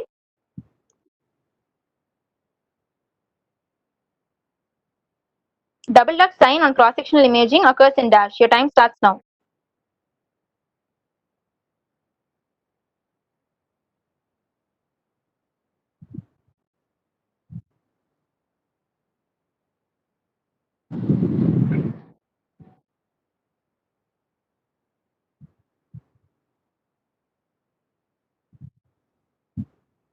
Yes? Can we have your answer now? The answer to this is head of pancreas cancer. It basically has the common dilation of both the common bile duct as well as the pancreatic duct. Very good. So you get 10 points for this question. So that makes it 30 points for you, right? 30 points for team 3. So the CT here shows the dilated ducts. Okay, so that's the end of the round. Thank you so much, guys, for your cooperation. Hope you enjoyed this clinical and surgical anatomy round. I'd like to finish off with a quote. Life is not about how fast you run or how high you climb, but how well you bounce. Wish you best of luck for the upcoming rounds. Thank you. Thank you, everyone. Thank you. Thank you, ma'am. Thank you, Kartik Lakshmi and Gayatri. Welcome, Kartika Lakshmi and Gayatri. We all had a very nice time. We learned a lot in your round. Thank you so much, ma'am. Thank you. Thank you, ma'am. Thank you. Informative. Yeah, Kartika Lakshmi was very informative. Thank you, ma'am. So we'll have the scoring team announce the marks for this round and the final tally till now. Hello, Kaushik. Hello, everyone. Yes, Kishore. Yeah, you're audible. The team 1 has got 15 marks in this round, and totally they have got 372 points. Thank you, Kishore. Welcome. Hello. Team 2 has got totally 45 points in this round, and their overall total is 348. Thank you, Manu. Next. Team 3. Team 3 has scored 30 points in this round. Am I audible? Yeah, you're audible, Vijay. Answer questions based on Harry Potter. Is there any clarifications regarding these basic rules? Okay, so we'll move on to the scoring. So each topic will have 4 questions, and each question has a different timing. So the timing goes from 50 seconds, 40 seconds, 30, and 25 from the first to through the 4th question. So each question will carry 10 marks. There are no negative markings, and the quizmaster's decision is final. So are we clear with the rules? If there's any doubt, please unmute your mic and ask.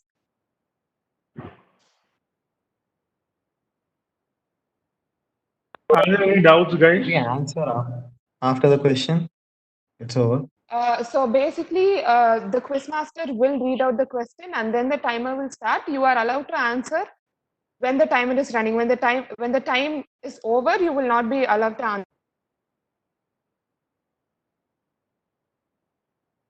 after that. So you can answer when the time is running. Sorry? If we answer ahead of the timer. No. First question will carry 50 seconds, second question 40 seconds, third question 30 seconds, and fourth question 25 seconds. No carryovers. So if that's clear, let's go into the round. Shall we begin then? Okay. So team 3, choose a topic and choose a team you want to give the topic to. Team 3.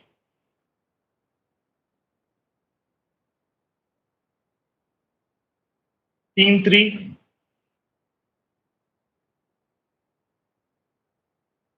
Am I audible?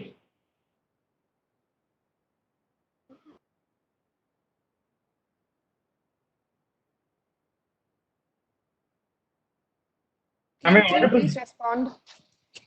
Team 3, choose a topic and choose a team you want to give the topic to.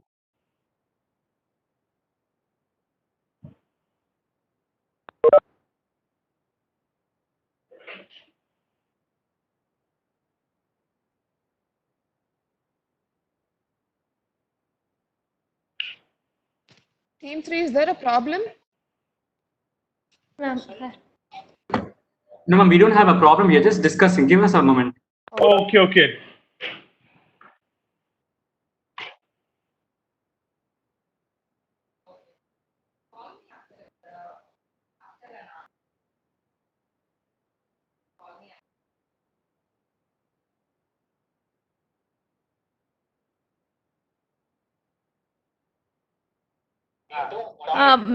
We choose IOTA for team 2. Team 2, are you ready to answer?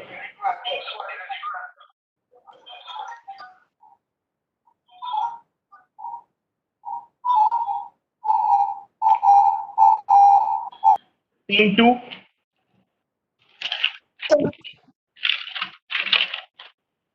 Okay.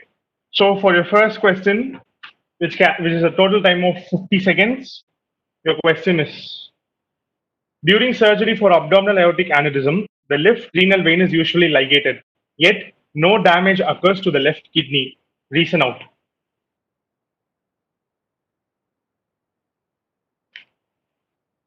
You have to answer within the time, guys. Team 2.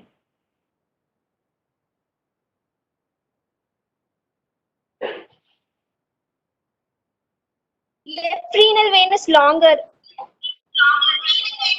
Is that your final answer? 3 times longer than right renal. No, is that your final answer?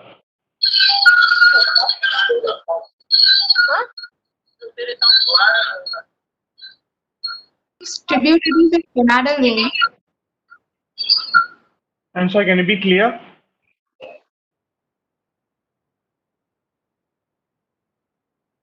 Because it receives tributaries from inferior phrenic vein and inferior phrenic vein. Okay. So the answer. I'm sorry, do you want to complete your answer? Because it receives tributaries from inferior phrenic and gonadal vein. Okay, so the answer is gonadal and suprarenal veins provide sufficient collateral venous drainage for the kidney. So that's why the kidney is not damaged. So we'll be awarding you 5 points because suprarenal vein is the other one that actually protects the kidney and not inferior phrenic. Okay. So the scoring team, please note, team 2 only gets 5 points for this question. Shall we move on to the next Okay, question so that carries one 40 second. seconds? Before we move on to the next question, make sure one of you unmutes your mic on WebEx and gives us the final answer, because it becomes hard for us to distinguish between the answers.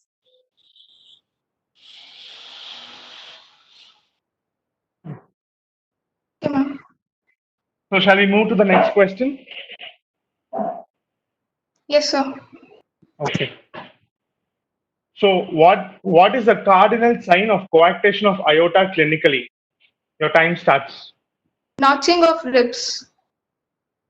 Clinically, not radiologically, clinically.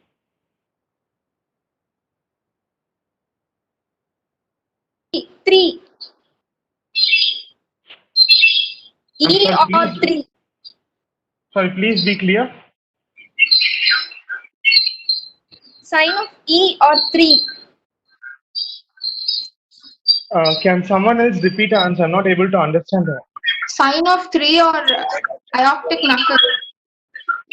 No, those are all actually the radiological signs. Or 3. Yeah, your answer, those are all the radiological signs. The clinically, you'll actually see absent or diminished pulses in femoral arteries of both lower limbs. So coarctation of aorta generally occurs as the aortic isthmus, which is the distal portion of aorta, which is actually classically seen in Turner syndrome. So narrowing that actually increases the blood flow for the proximal limb and decreases for the distal limb. Hence, the absent or diminished pulses in the femoral artery is the clinical sign. Sorry, team, you don't get any points for this question. Shall we move to the third question? A coarctation of aorta only causes these signs, no, sir? Yeah, clinically, that is radiological signs. We asked clinical signs. There's a difference between clinical and radiological signs. Okay. So can we move to the third question? Yes, sir. Okay. Keep it up. You're answering really good. So largest anterior segmental medullary artery of descending aorta is, your time starts now. Artery of Adam Kievigs. You're correct. The answer is correct. It's the great radical artery of Adam Keeves. So here, the Adam Keeves generally acts in the left part of aorta, which supplies the spinal and lumbar and sacral portions of the spinal cord. So it must be ligated carefully to avoid any ischemic damage to the spinal cords. Shall we move on to the last question? Yes, sir. Yes, sir. Okay. In which disorder is annulo-aortic ectasia seen? Marfan syndrome. You're correct. So team 2 gets 25 points in this round totally. Annulo-aortic ectasia is also called as cystic medial necrosis, which is the disorganization of the elastic fibers. Well done, team. Next, team 2, choose a topic and whom you're going to give it to. The team you're going to give it to. Kaushik, sorry to disturb. Yes. Please admit Kishore and Manu into the meeting, please. Oh, sorry. I'm not able to see the messages. Yes, sir. I'll just open the room. Yeah. So we can continue now. Team 2, choose a topic and choose a team you're going to give the topic to.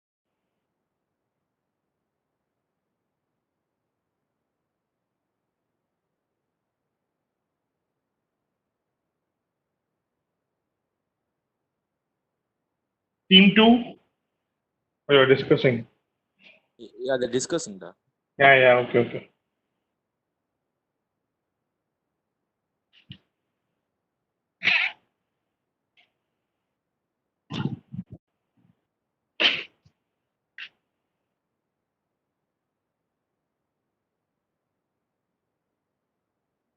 Sir. Yes.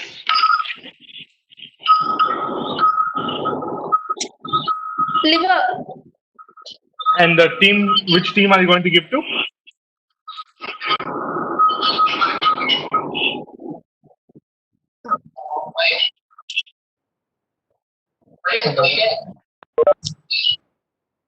Team 2. Which team are you going to give liver to?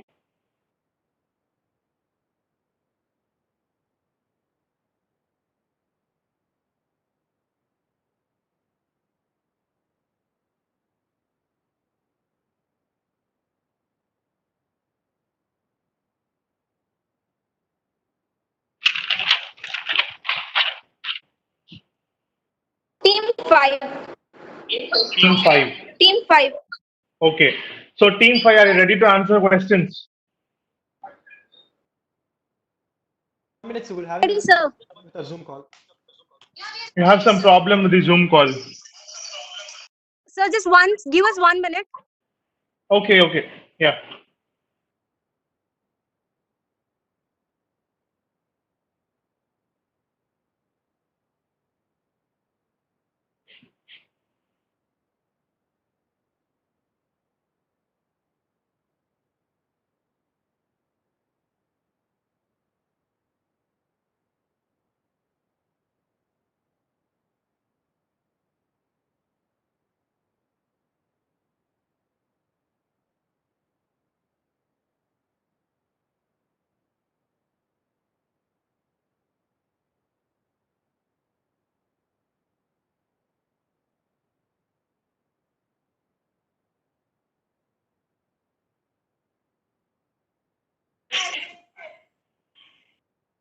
Now. So is it all clear, Likita? Yes, sir. Yes, sir. So can we move on to the first question? Yes. When the hepatic flexure and proximal transverse colon is interposed between liver and diaphragm, it may mimic three intraperitoneal gas in Chilaiditi radiological syndrome. studies. You have at least waited for me to start the timer. Sorry. When this is associated with symptoms, what is the syndrome called as? Your answer? Chilaiditi syndrome. Yeah, it's correct. So, Chilaiditi syndrome, which is generally, the radiological sign generally mimics pneumoperitoneum. Shall we move on to the next question? Yes, sir. Okay. All of these are systemic veins except periumbilical branches of epigastric vein, periumbilical branches of intercostal veins, middle rectal vein, superior rectal vein. Your time starts now.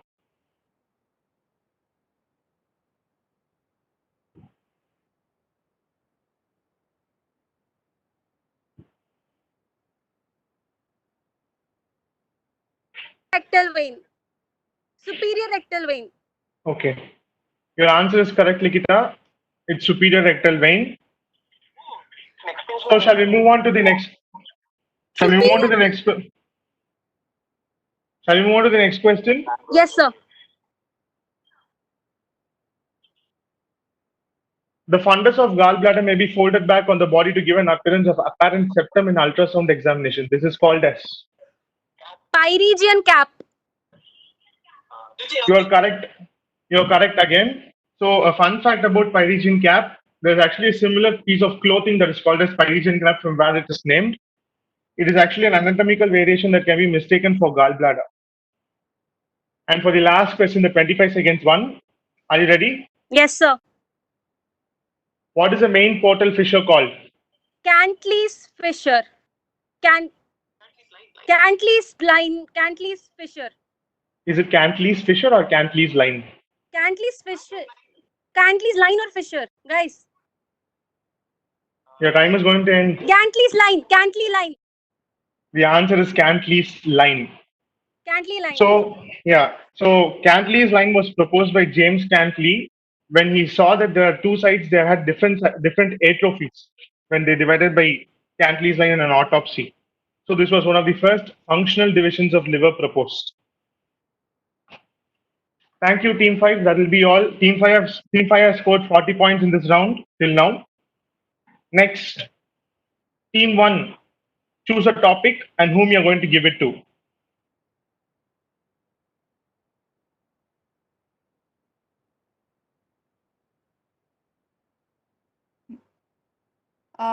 This is team 1.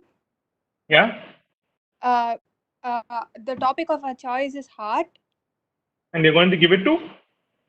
Team 4. Team 4. Team 4, are you ready to answer questions on heart?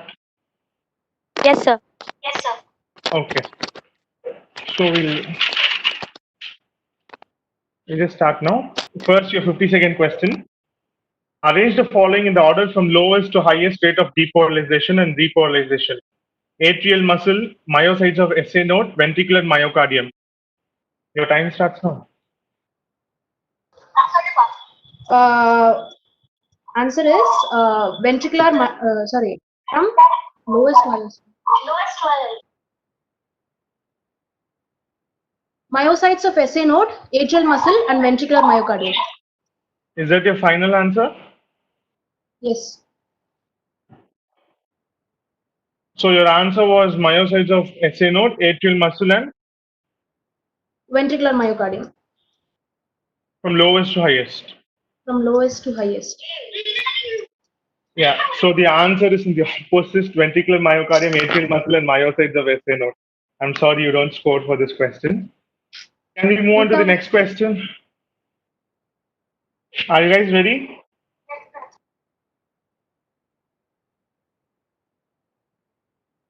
Are you guys ready? Team 4? Yes. Yes, Revered. Yeah.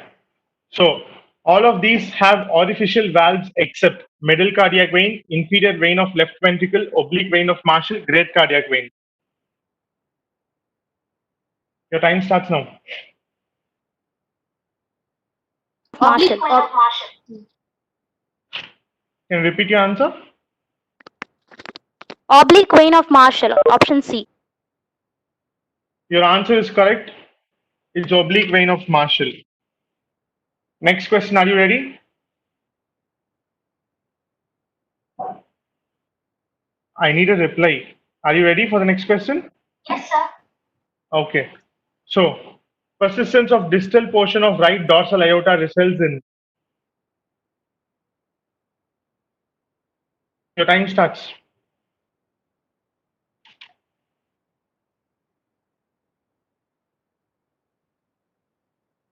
Team 4, no negatives. Aberrant subclavian. Is that your final answer? Yes. I'm sorry, the answer is double aortic arch of vascular ring surrounding trachea and esophagus. This is due to the pharyngeal arch arteries which develop into arteries of head and neck. So there's a vascular ring that constricts the trachea and esophagus. The patients generally present within the first week of life with stridor or difficult noisy breathing. Shall we move on to the last question? Yes, sir. Okay. Yes. It's a 25 seconds one. Name the vessel arising independently from anterior aortic sinus, sometimes referred to as third coronary artery.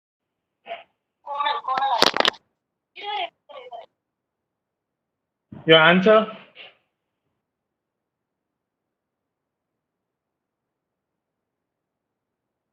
Conal artery. Time is. Conal artery. Be specific. Be specific. Right. Right Yeah. conal artery. So final answer is right coronal artery. Yeah. Sure. Yes.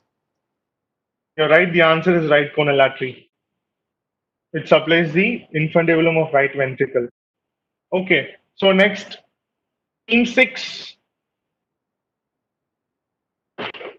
Choose a topic and whom you're going to give it to.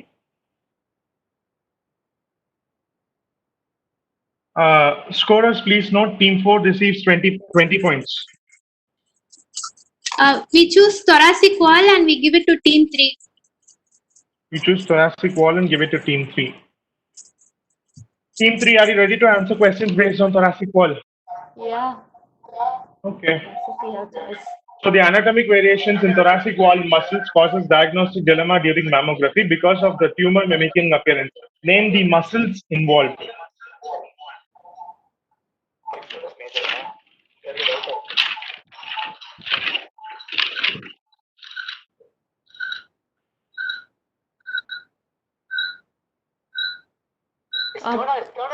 Sternalis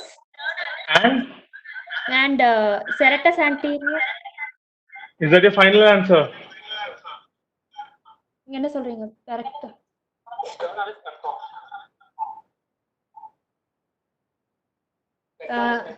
sternalis pectoralis major. So sternalis and pectoralis major is the final answer. Yes, right. And serratus anterior. Okay, so 3 muscles. Okay, so your time is up. The muscles are sternalis and rectus thoracis bifurcalis. So team 3 gets 5 points for this. Sternalis is a muscle on the anterior aspect of sternum, parallel and superficial. So the flaps from this muscle are used for reconstruction of head and neck and anterior chest wall. Rectus thoracis bifurcalis is a vertical muscle that extends from external oblique aponeurosis that gets its name because it bifurcates near sternal angle. So shall we move on to the next question? Team 3. Yeah. Okay. So in which procedure is clamshell incision done? Thoracostomy. Can you be more specific?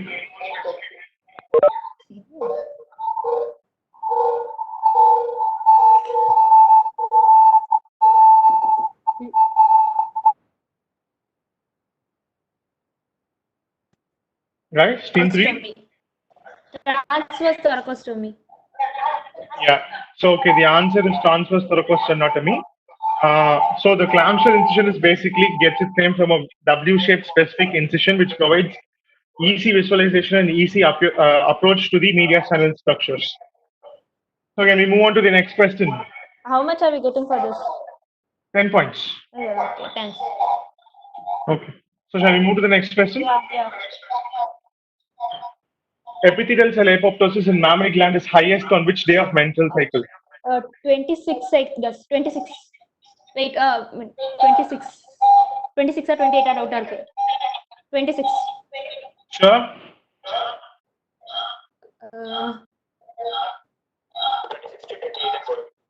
26. No, I want a specific date. Whoever hurrier and I think I want a specific date.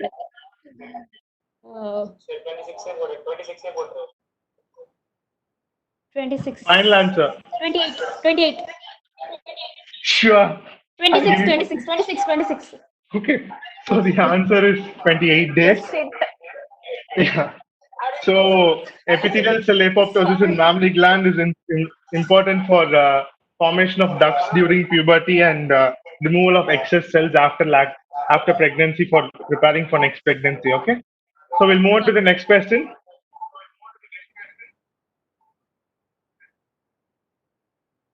Get ready. It's a 25-second question. What is gladiolus?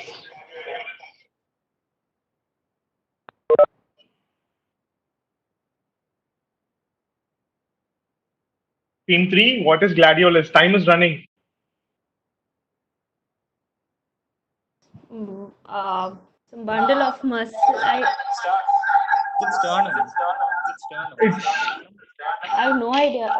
At least one person answer.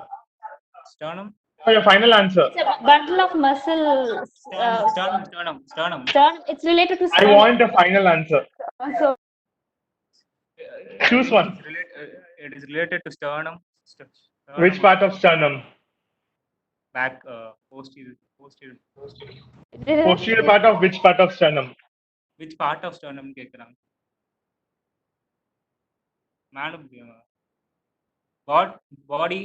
Body of the sternum. Okay, I'm going to give it to you because it's 10 points. It's body of sternum or mesosternum. Please be sure and one person answer. Okay.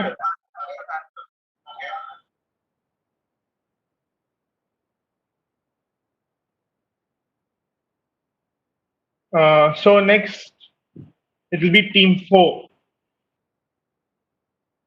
Peritoneum, and we give it to team 6. Peritoneum to team 6. Team 6, are you ready to answer? Yes, sir.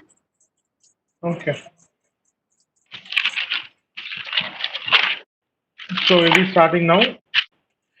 First question. Separation from gallbladder can mimic appendicitis. Reason out.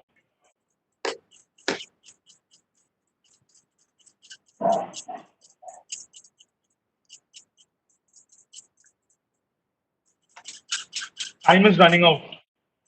Paracolic gutter. So what happens? Pus from the gallbladder can travel down through the right paracolic gutter. And where does it locate? Where does it go stay? I want a complete answer. Pus from gallbladder, yes, travels down the paracolic gutter. You're right. Where does it accumulate? In which position?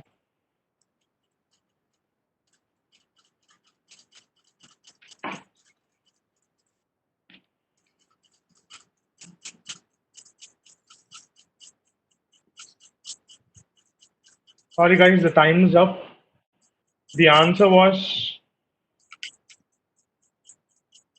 in semi-recumbent or erect position, fluid down the right paracolic gutter to accumulate in right iliac fossa. Hence, it is called as pseudoappendicitis. You will get 5 points for this. The scorers, please note.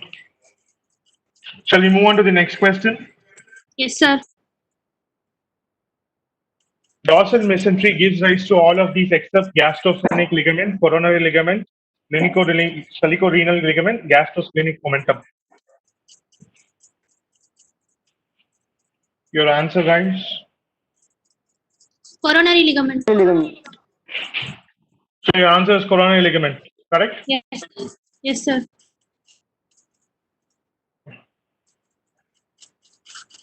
The answer is correct. It's coronary ligament. You get 10 points for this. Shall we move on to the next question? Yes, sir. What is probably the most common cause of fluid collection within the lesser sac? Pancreatic pseudocyst. Final answer? Pancreatic pseudocyst.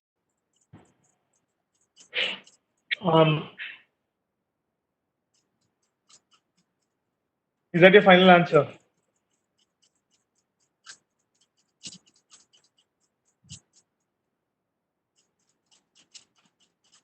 Okay.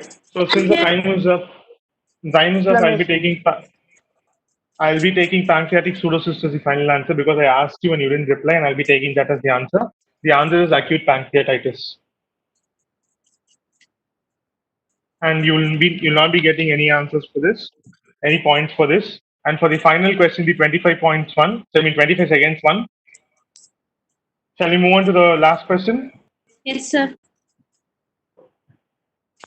The loose areolar tissue present over the bad area of liver is of what embryological origin?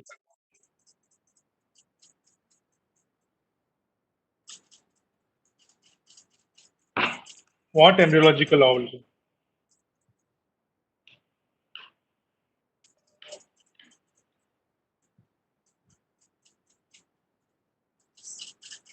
Septum transversum.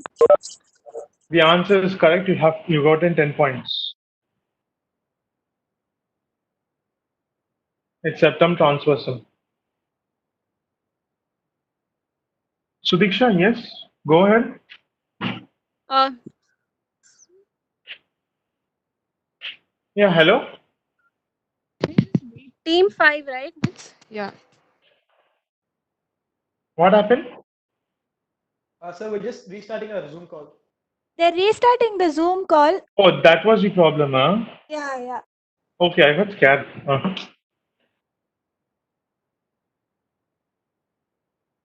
We'll just wait for them. Yeah, can you wait for 1 minute? Yeah, no.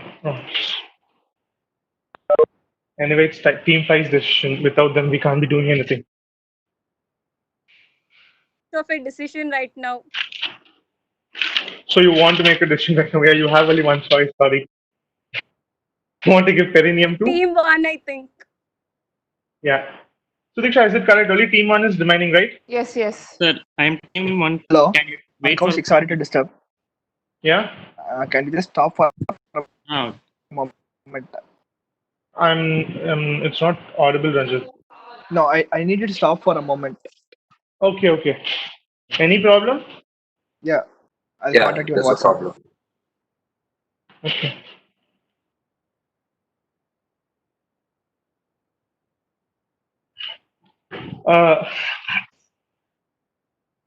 Me.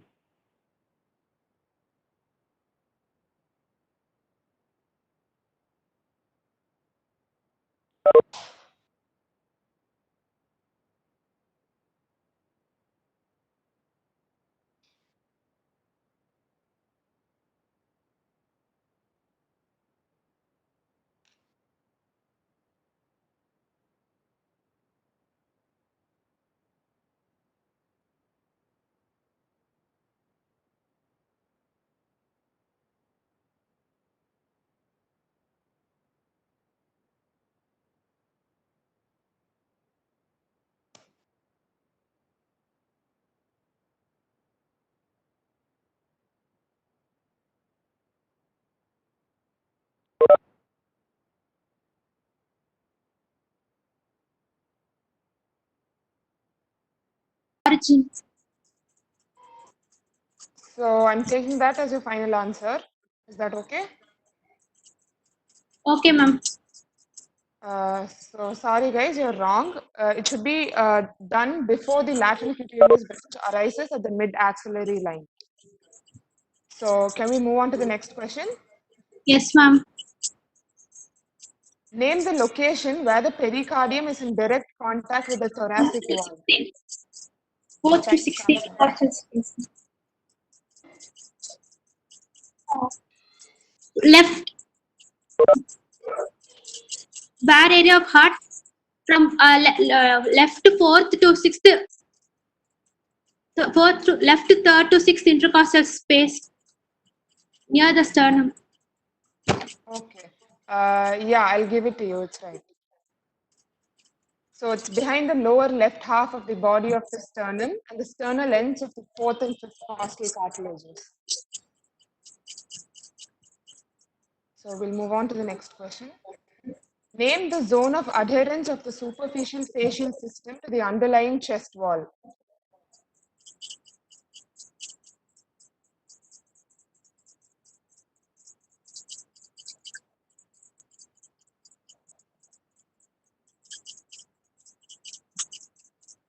Your time is running, guys.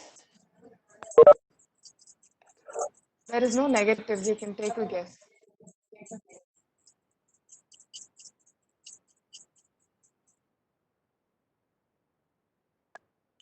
Thoracic, internal surface of thoracic wall. And the Sorry, guys. Is that your final answer? Yes, ma'am. Sorry, that's not the what I was looking for. It's inframammary crease. Okay, we'll move on to the next question. What is the condition called when there is nipple development but no development of breast tissue? Your time starts now.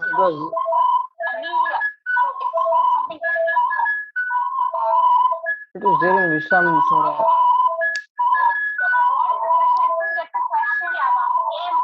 There's nipple but no breast.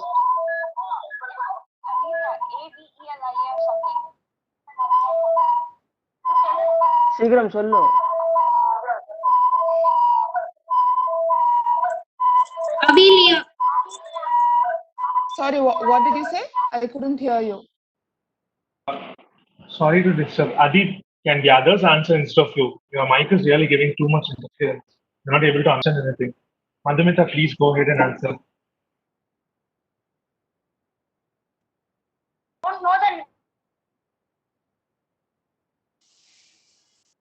Hello, what was your final answer, guys?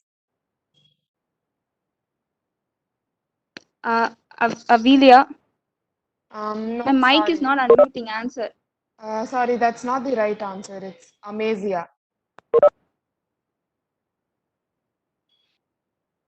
Okay, so moving on to the next team, team 5. You will have to answer questions on perineum, right? Yes, ma'am. Perineum. Okay. So we'll move on to the first question.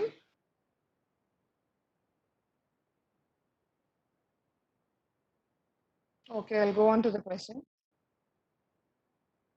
Post-surgical hematomas of abdominal wall readily cause discoloration of perineal and genital skin. Reason out.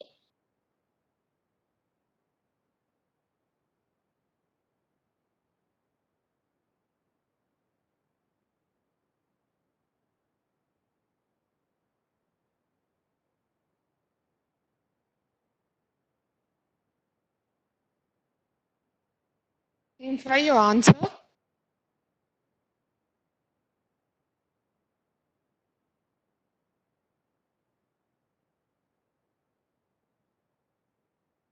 Hello. The blood finally flows to the rectovesical pouch, and the pouch of Douglas. Okay, I'll give it to you. Yeah. So it's because the perineal fascia is continuous with the fascia of the abdominal wall. So That's what you said, so I'll give it to you. Yes. So we'll move on. Sudiksha, please ask them to repeat, Sudiksha, their answer.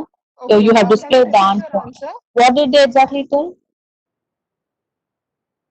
Ma'am, they said the blood tracks to the pouch of Douglas, I think. Isn't that what you said?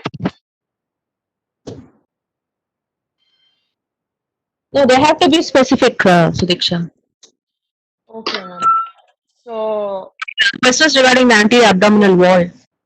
A pouch of Douglas is within the peritoneum, right? yes, ma'am. Yes, ma'am, but finally it flows to the pouch of Douglas, which will cause the discoloration. No. The question is, hematomas of abdominal wall readily causes discoloration of perineal or genital skin. Okay. It is over the wall. It is not going inside. Okay, ma'am. And no marks can't be awarded for them. Okay, ma'am. Fine, ma'am. So no marks for What do you think, Prufla? Yeah, yes, ma'am. No marks. Yes, ma'am. No marks for this question. Yeah. Okay, ma'am. Okay.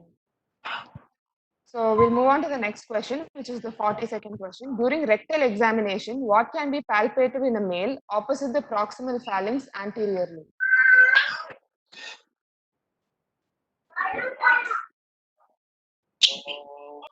Prostate, I'll say. Prostate. Is that your final answer? 1 second, ma'am. Okay.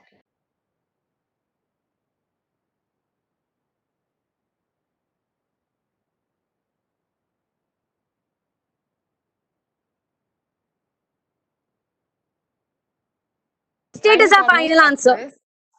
Okay, so that is not the right answer. The answer is perineal body, urogenital diaphragm, and the bulb of penis. You can palpate the prostate opposite the middle phalanx, not the proximal phalanx. Thank you. So we'll go on to the next question. What constitutes the post-anal plate?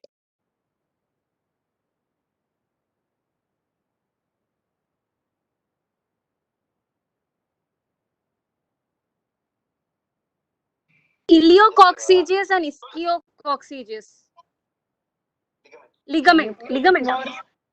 Can you be a bit more specific with your? Ilio and ischio-coccygeal ligament. You are partly right. It's anococcygeal ligament and iliococcygeal raphe. I will give you part marks for that. I'll give you 5 marks for that. So scoring team, make note, they get 5 marks for this question. We'll move on to the next question. Anal valves are the remnants.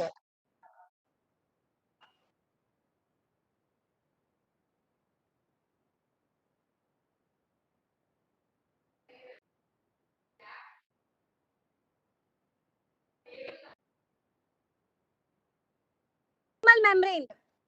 Sorry, what membrane?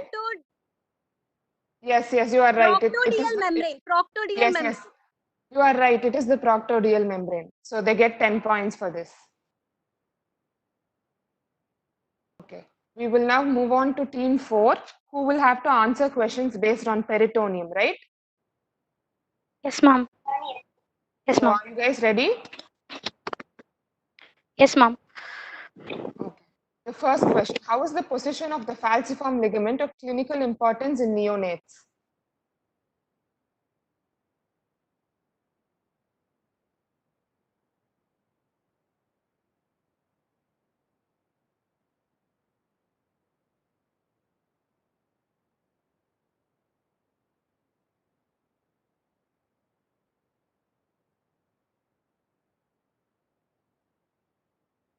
Info your answer.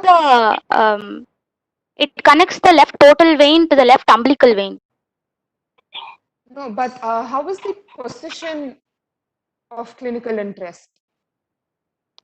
Position. Like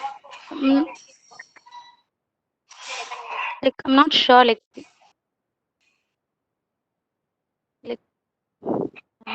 So you guys haven't. Do you have an answer now? Like it distinguishes from the left and right lobes of the liver. No, sorry. So because we'll go to the answer. Basically, the position of the falciform ligament, it is of clinical interest in diagnosing pneumoperitoneum because it will be saluted by the air on abdominal X-rays. Okay, ma'am. So we'll move on to the next question. Medially, the anterior leaf of the left triangular ligament is continuous with A, while its posterior layer is continuous with B. Identify A and B.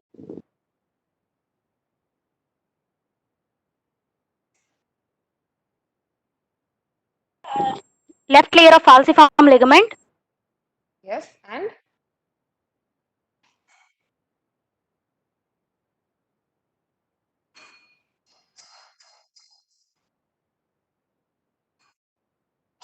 Omentum is B. Sorry, what did you say B was? Anterior layer of lesser omentum. Yes, you are right. Left layer of falciform ligament and the lesser omentum. I will give it to you. We will move on to the next question. Name the physiological condition in which the normal pressure of the peritoneal cavity is higher than the usual 2 to 10 millimeters Hg.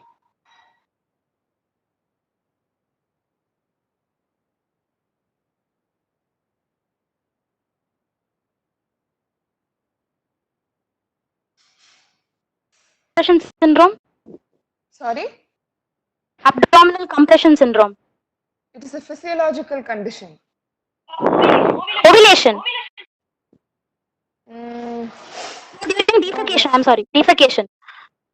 so is that your final answer? Yes.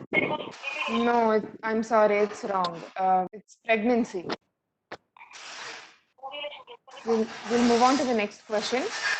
Okay, ma'am. The lower or inferior part of the lesser sac can be first seen in embryos of ash crown rump length.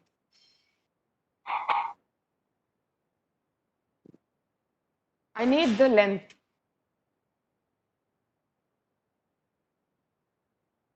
Mm.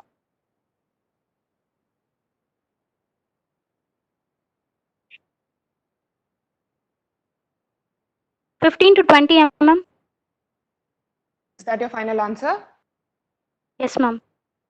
I'm sorry, no, that's wrong. It's 8 to 9 millimeters. So we'll move on to team 3 next. They will have to answer questions based on iota. Right? Are you guys ready? Team 3, are you ready? Yeah. Yes, ma'am. Okay. I'll move on to the questions. So the first question, tunica media of the ductus arteriosus and that of the great vessels are different. Explain the role of recurrent laryngeal nerve in this process.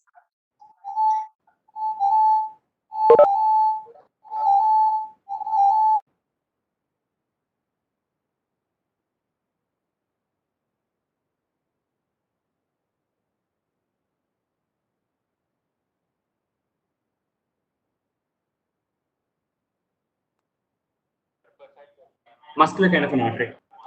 Yes. So how was the recurrent laryngeal nerve? It helps in the final obliteratory process and helps in increasing the smooth muscle content of the ductus arteriosus. Okay, fine. Yeah, I'll give it to you. It's because the recurrent laryngeal nerve is well developed and it's supposed to be developing ductus arteriosus, and hence ductus arteriosus develops as a muscular artery and not an elastic artery.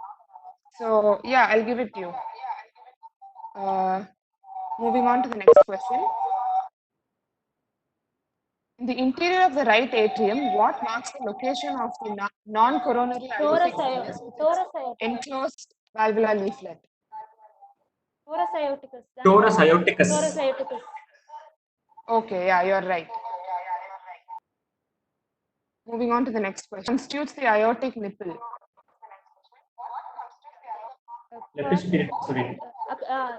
Sorry? Can you repeat your answer? I couldn't hear you. Left superior intercostal vein. Okay, yeah. We'll move on to the answer slide. Yes, it is the shadow of the left superior intercostal vein which crosses postero-anteriorly to the left. We'll move on to the next question. The most common clinical cutoff diameter for diagnosing an abdominal aortic aneurysm is dash. More than 8 centimeters, maybe. 8 centimeters. 8 centimeters. Is that your final answer? Time 8 centimeters. Okay, so 8 centimeters is your final answer. Yes, ma'am. No, that's wrong. It's actually 3 centimeters. Okay, ma'am. I'm sorry, I have a small problem.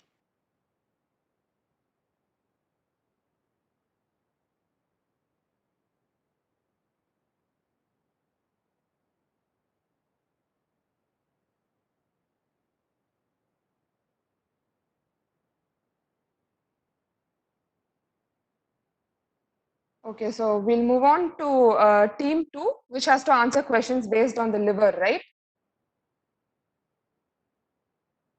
Team 2, are you ready? Yes, ma'am. Yes, ma'am.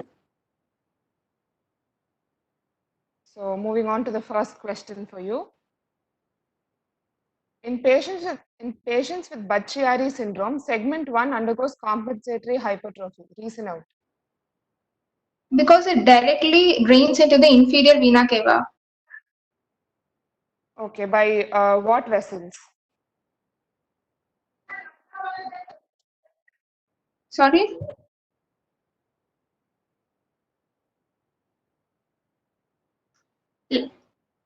Left hepatic vein. Are you sure?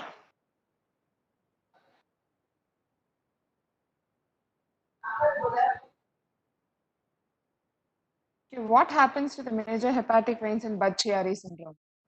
Left hepatic vein gets thrombosed. Segment 1 is independent of the left hepatic vein. So it directly drains into the inferior vena cava. Left or right? Yeah. Yes, but can you tell me which particular vessels drain the segment 1 such that it drains directly into the Left hepatic vein. No, they are the minor accessory hepatic veins. They drain segment 1 directly into the IVC. So even when the major hepatic veins are blocked, segment 1 still drains effectively and it undergoes compensatory hypertrophy. I will give you 10 for that. Yeah, you got it right. Okay, we'll go on to the next question. Which structure marks the variable site of division of portal pedicle to the right posterior sector?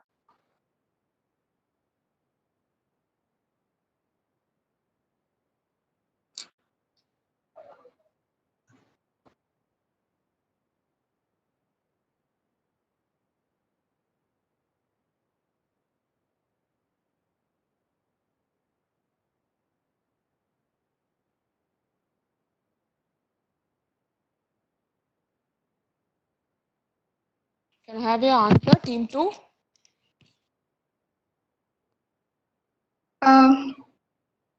Ligamentum venosum. Is that your final answer? Yeah. Okay, so you're wrong. It's the fissure of Gans, also called as Rouvier sulcus or incisura hepatitis dextra. It lies on the undersurface of the right lobe of the liver, behind the fossa of the gallbladder. We'll move on to the next question. What is Wallerian sheath? It encloses the portal pedicle and it is made up of connective tissue. It encloses a portal triad. Okay, right. You're right. It is the fibrous sheath that covers a portal triad. We'll move on to the next question. What is the Kupffer cells of the liver a derivative of?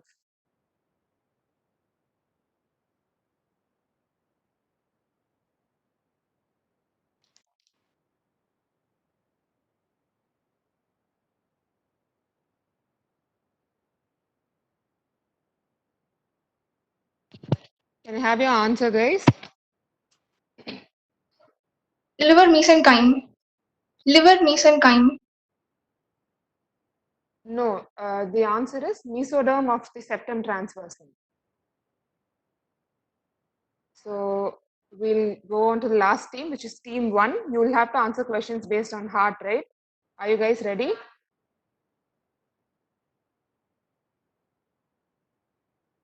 Yeah, we are ready. Okay. Moving on to the first question. What is the surgical importance of the cavo-tricuspid isthmus?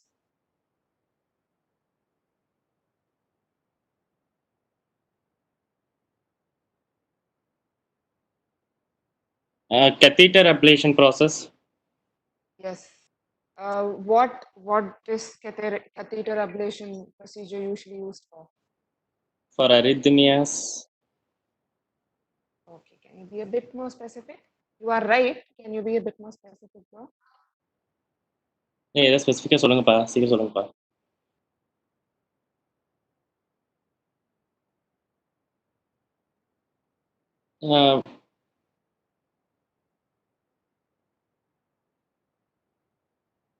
Hello. Yeah. Go ahead. Should we change the answer? No, your answer is right.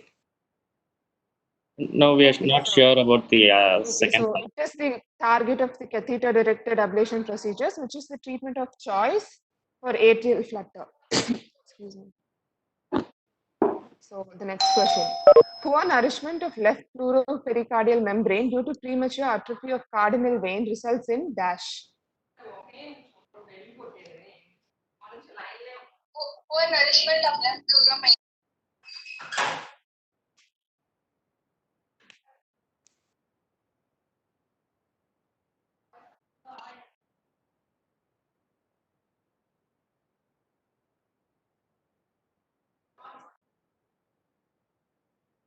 Hello. Yeah. Art will be rotated to left side of its normal position. Is that your final answer? Yeah, mal rotation of art. Yeah. No, it's actually because there's poor nourishment of the pleuropericardial membrane. There will be congenital absence of pericardium or at least a foramen in the pericardium. Yeah. Next question. What is the preferred elective procedure for cardiac tamponade?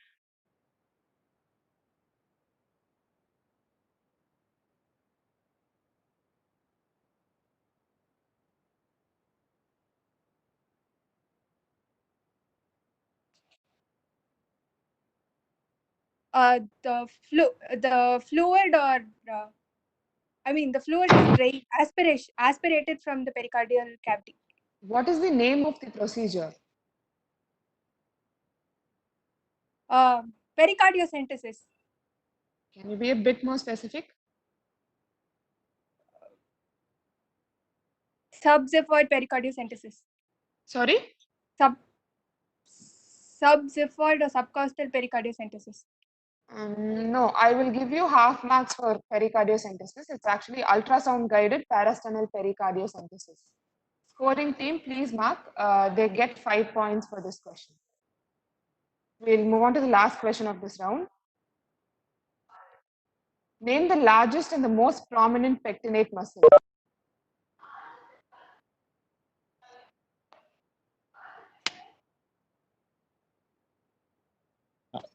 Muscle of Lancy. Is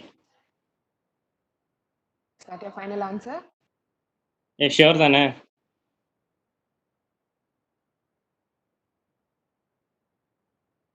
Yeah. No, it is not. It's Tinea sagittalis, also called as the second crest or the septum sporium. Okay, so we are done with this round. Thank you, guys. Hope you learned something in this round. Thanks. Thank you, Sudiksha. So this concludes the end of As You Sow, So Shall You Reap. The scoring team, can you just go over the scores now?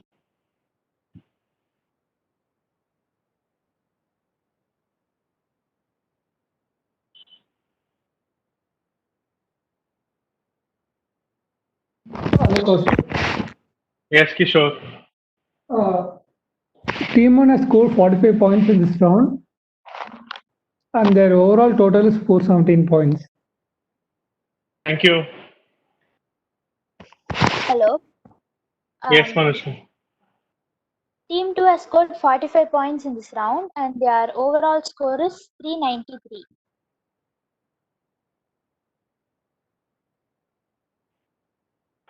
Team 3 has scored 55 points in this round. And their overall score is 402. Team 4 has scored 30 points in this round and the overall total is 511. Thank you, Karthikayani. Team 5 has scored 55 points in this round and their total score is 554. And finally, Team 6. Team 6 has scored 35 points in this round. And the total score is 433. Okay. Thank you, Vijay, again. So we'll be breaking for lunch now. We'll break till 1:30, and 1:30 the round will start sharp. Okay? Everyone must log in at least 3 minutes before. 1:30 we want everyone to assemble here. Thank you, guys. You may leave.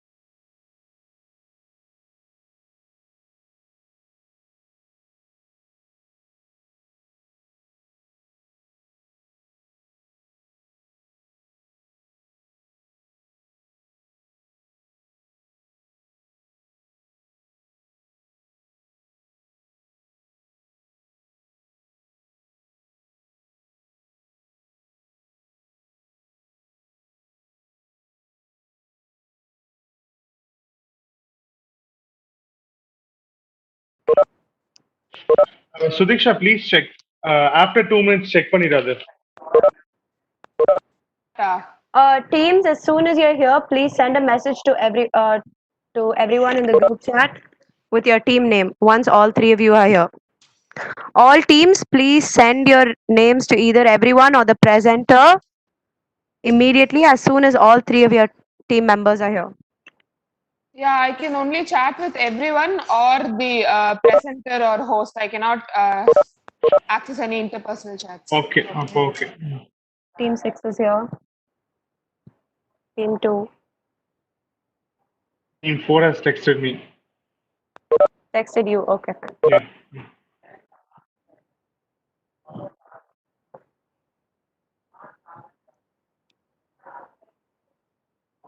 Team 5 and Team 3.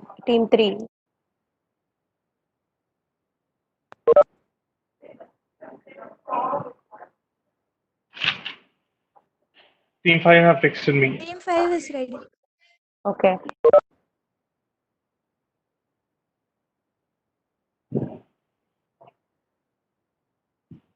Team 3. Team 3 have texted me. Okay, so all 6 teams are here, right? Okay. Yeah. All right. Yeah. Good afternoon, guys. Am I audible? Yeah. Yeah. Okay. Yeah. Good afternoon, guys. We're fine. We're back for the last lap of this quiz. All our 2020 is going to come to an end. There's only 2 rounds left.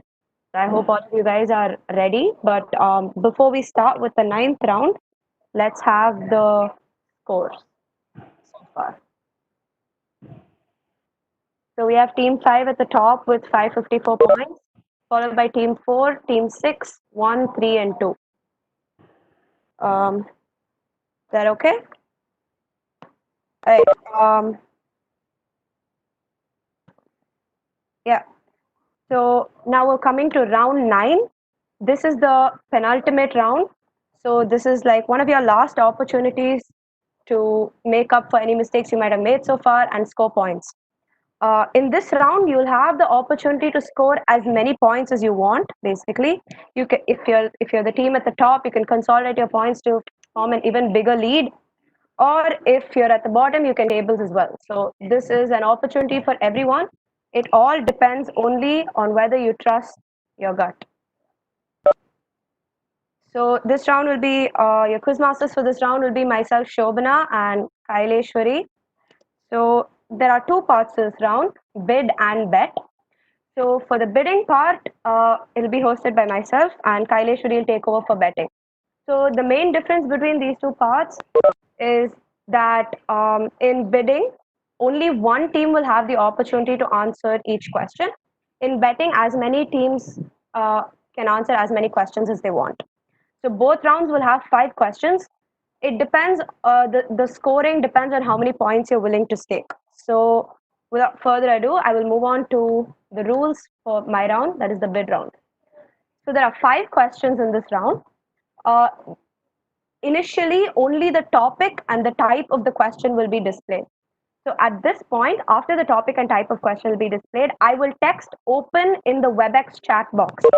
After I text open only, the teams can start bidding for the chance to answer. Ma'am, we have connection problem, ma'am. Which team is this?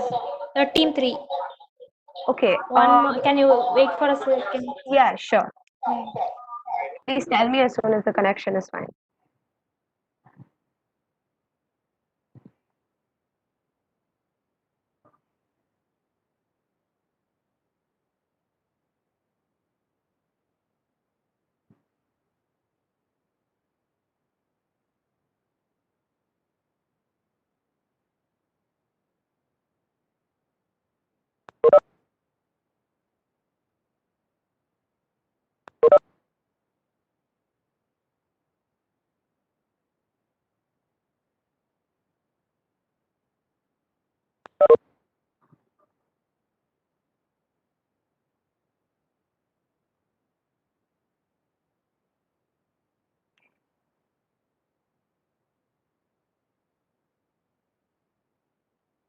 Is team 3 back? No, ma'am, we are just having a connection issue. We'll be back. Okay.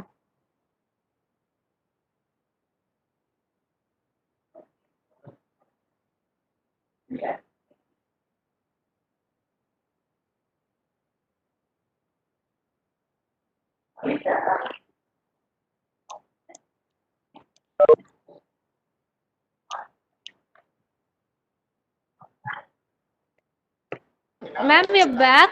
Can you just start from the top? Yeah, sure. I'll explain the rules again. No problem.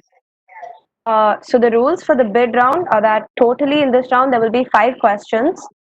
The 5 questions are open to all the teams. So initially only the topic, that is a kind of hint about what the question might be, as well as the type of question, like is it a direct one-word type question or a reasoning type question, something like that, will be given to you. As soon as the topic and type of question are displayed, I will text open in the WebEx chat box. After and only after I send open, the teams can start bidding for the chance to answer. So you will send in your bids by through WebEx chat. You will send it to everyone, not to me privately. Send it to everyone, please. Make sure in your chat box currently the setting is set as the teams will start bidding for a chance to answer. The team which bids the highest will get the opportunity to answer that question. So to outbid a team, you have to bid higher than the previous highest bid. For example, if team 2 bids 20 points, for your bid to be valid, you need to bid at least 25. If 2 teams bid 25 at the same time, I will take whichever team bid first as the valid bid. I hope that's clear. So you need to bid at least 5 points higher than the previous bid. And if a team makes at least one valid bid, that is either they send in the first bid or they send a higher bid, they will get 5 free points. It doesn't matter if all 6 teams bid also. If you make at least one valid bid, you will get 5 free points even if you don't win the bid. You will not have the opportunity to answer, but you will get 5 points. You cannot bid more than your current total points, which was displayed before this round. So that is your current total. What you are bidding with is your point. So obviously you cannot exceed that. Only the team with the highest bid will get to attempt the question. Teams can bid multiple times if they want. For example, if team 1 bids 20 points and then team 3 bids 30, team 2 can again bid over team 3. So any team can bid any number of times, but the team with the highest bid is the one which will attempt the question. The question will be displayed only after the bid has been won by a particular team. So the scoring for this is as follows. If the answer is correct, the team will be awarded twice the number of points they bid, and if it's either wrong or they don't answer after winning the bid, they will lose the exact number of points they bid. So for example, consider a team which is at 100 points currently and they won the bid for 50 points. So if they answer the question correctly, they will add 150 into 200 points their total. So then they will be at 200 points. Suppose they were wrong or don't answer despite regards to this, we don't want any confusion. So you will have 45 seconds to answer the question. And this process will repeat for each question. So when the second question comes up, again, all 5 teams have the opportunity to bid. The team with the highest bid will get to answer question and so on. So if you have any doubts, please ask right now. Is it clear? If you have any doubts, any of the teams, please unmute your mics and ask me right now. Ma'am, Yes. I didn't understand the outbid point, ma'am. Okay, so how bidding usually, so for example, what team are you? Team 2, right? So if team 2 bids 10 points to start with, any other team which, so you currently are the highest bid. If you're starting with 10 points, you're currently the highest bid. You will have the opportunity to answer the question unless some other team is willing to bid more than you. So if team 3 decides to bid more than you and bids 40 points, now they are currently the highest bidding team. So they will have the opportunity to answer the question unless some other team bids. So at some point, suppose say team 3 has bid 60 points and that's the highest bid I've received so far, and I will wait for 5 seconds to see if any other team wants to bid more than them. If no other team is willing, then 3 would have won the bid for 60 points. So their scoring will be plus 120 if they get it right, minus 60 if they get it wrong. None of the other team's points will be affected, only their points will be affected. Only the team which won the bid, only their points will be affected. So only they will get to answer the question. Other than this, you will get 5 points if you participate in the bidding process by bidding higher than any other team. If some team bids 20 and you also bid 20, you will not get 5 points for that. But if you bid higher than them, you'll get 5 free points. Is that clear? Yes, ma'am. Okay. Any other participants? Any doubts?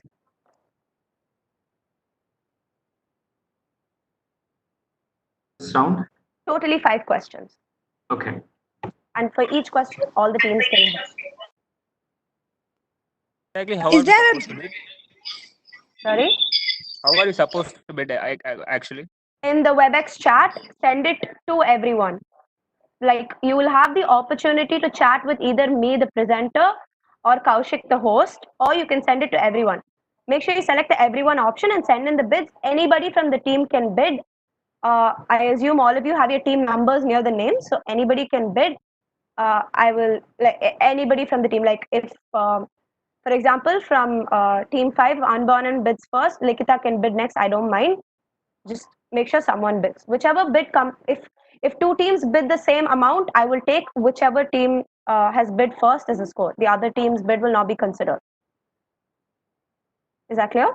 You'll have to send in your bids on WebEx. After, I will text open in the chat as soon as the topic is displayed. After that, you can start bidding. Is that clear? Anybody else? Any doubts? Is there a time limit for the bidding process? No, there is no time limit for the bidding process, but I would prefer if you guys bid immediately. Once I have a high bid, I will not wait more than 5 seconds to move on, like to award them the win. So if you bid within 5 seconds, I will take it as the next bid. No time limit for the total bidding, if that's clear. Maximum number of points you can bid is your current team total. Anybody else? Any doubts? Please make sure you're very clear with this question because this, with the rules, because this round has the opportunity to completely You share said the points. we have 5 points if you do a valid bid. Like what exactly is valid bid? Any bid By is valid. valid, I just mean that you should have bid higher than the previous highest bid. So the first bid is not considered. The first bid will be considered. The first bid will be considered and it should be higher than the previous highest bid. Either one of these situations will be considered. Like if team 3 bids, suppose your team bids 10 points first. As soon as I send open, you will get 5 points. After that, any team has to bid higher than you to get 5 points and so on. Like if another team bids 20 points after that to get points, another team has to bid higher than 20 and you have to bid at least 5 points higher. I will not accept bids which are like 21 points or 22 points. You have to bid in multiples of 5. And if we lose it, like we do get negative, like we lose the points, we'll get that 5 at last. Yeah, you'll still get the 5. Okay, fine. Okay, last call for any doubts. Otherwise, we can move on with the questions.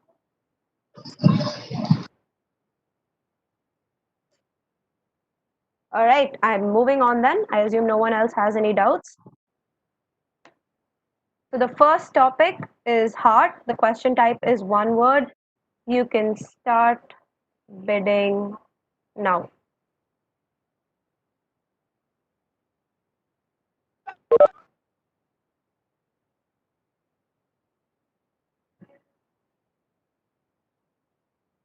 You can see the bids on screen. So please send the number of points. You don't need to say the word bid. That doesn't help. So far, I have the highest is 60 points from team 5.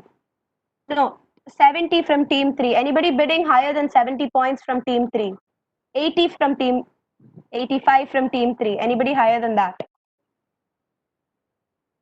95 from team 2. If you're bidding high, 100 from team 2.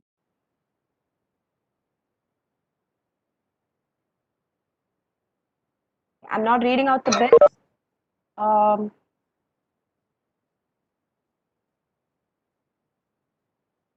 Okay, we have 115 from team 3. Anybody willing to outbid them? 115 from team 3. Okay, 120 from team 2. 125 from team 3. Okay, 130, 35.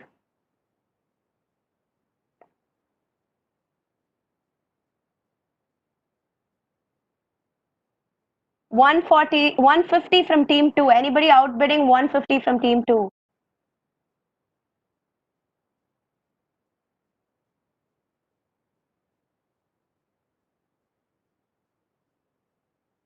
Okay, 165 from team 3. 170 from team 175 from team 6. 180 from team 3. 185 from team 2. 190. 190 from team 3. I'm going to take that. Okay, 200 from, oh wow, 200 from team 5. 210 from team 3.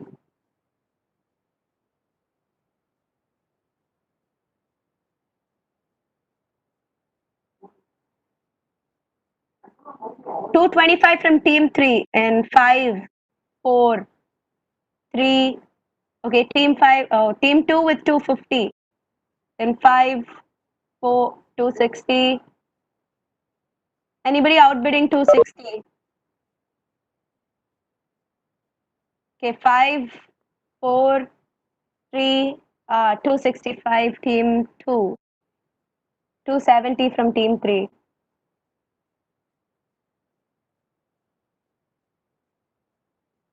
I have 275 from team 2. Anybody willing to bid more than, okay, 280.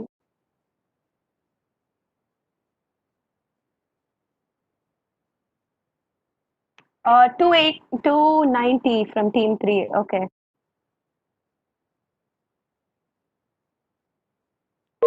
Okay, the 295 from team 1 to 300 from team 2.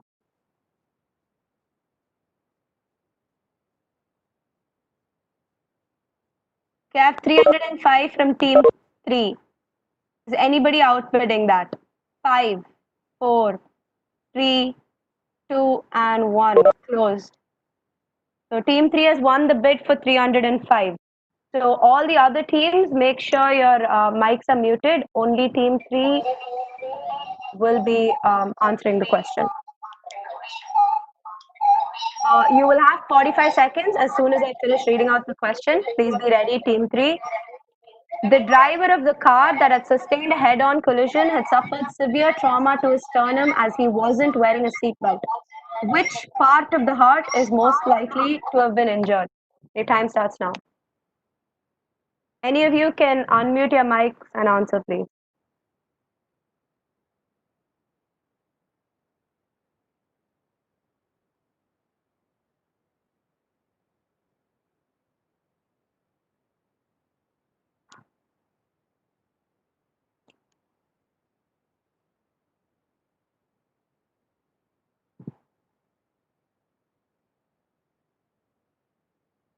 Team 3, you have 14 seconds left.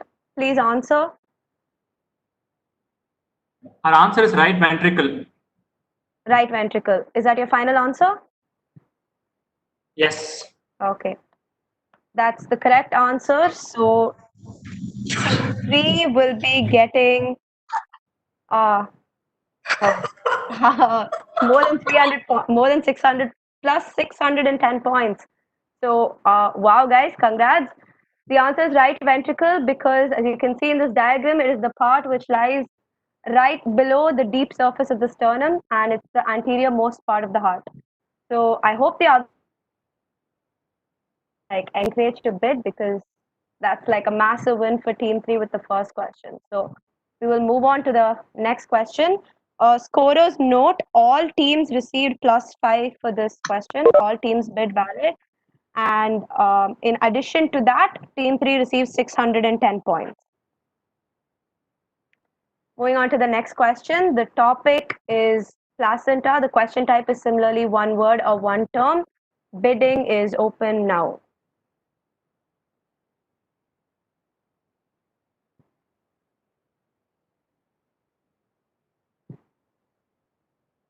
I am not going to read out the scores this time because it seems to be going very heated. We have 200 team 5, 250 team 3.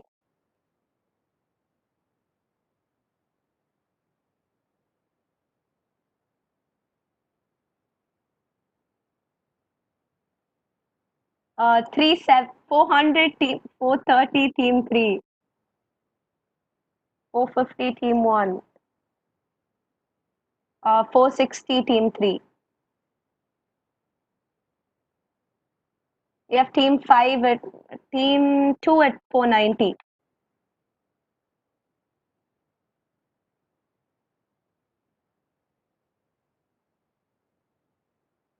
Uh, 530.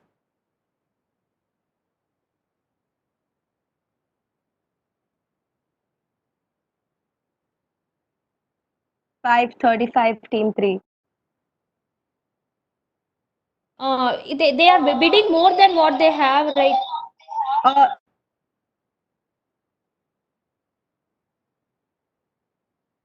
Scorers, can you please keep an eye on whether any team is bidding more That's than why our their current bids is total? going higher because they All right, what they have. we're That checking shouldn't it. happen. Relax. No. Scorers. Everyone is bidding more than they have. Okay, Srimati, relax. We'll check. Scorers, please keep an eye on the maximum bids.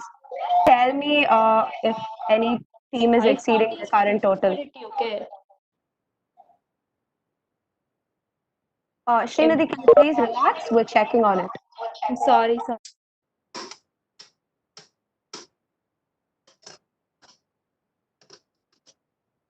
Someone from the scoring team, can you tell me which is the most recent valid bid considering their points total? 3 Srinidhi's 535 can be. Team 2 is not in 500. Yeah. Team 2, you cannot bid 540 because you do not have those number of points. Srinidhi, yeah, team 3 is 5. Srinidhi, 510 was bidded by? It was bid by team 5. It's on the screen and they have that many points, so they can bid that if they want. Okay, fine. So, yeah, team 3 is currently bidding 535. So, if anybody wants to exceed that, of the placenta in the placental disc, but if it's inserted more towards the margin laterally, as is displayed here, it's called a Bartolo placenta. Sometimes there are three other types. Sorry, there are two other types of. There are a few other types of abnormal insertions as well. So velamentous insertion, as can be seen here, is when the cord fails to reach the placenta itself and inserts into the membranes. A circumvallate placenta would be where the placental margin is undercut by a groove because the membranes are abnormally inserted. There are also some other types such as placenta membranacea and so on. So that's the end of question 2. We will move on to topic 3. Please, 1 second. Just wait for 1 second. For this question, everyone except team 6 bid. So everyone gets, except team 6, everyone gets 5 points.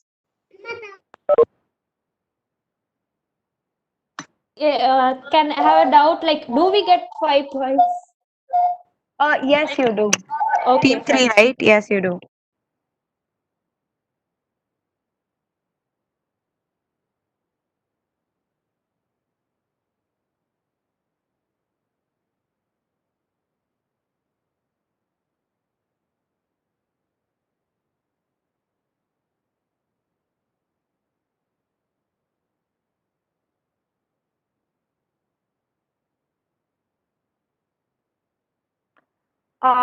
Guys, a small change moving forward, like for the next 3 questions, your bids can only depend, you can only bid with the points you earned before the start of this round.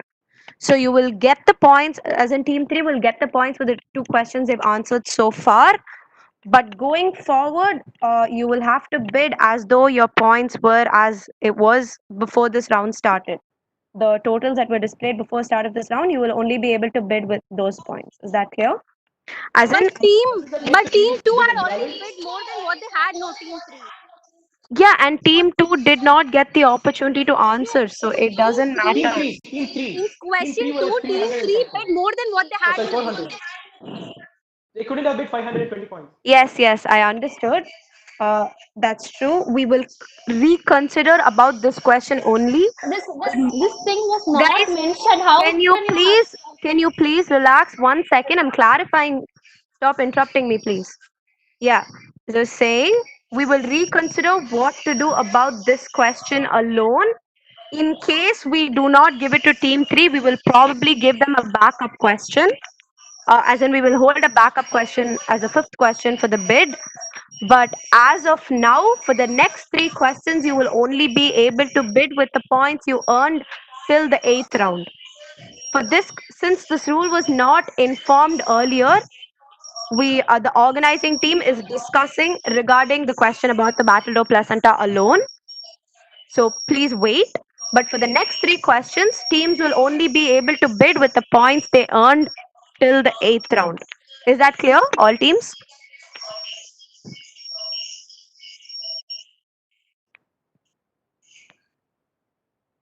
Can I have a yes from all teams, please? Yes, ma'am.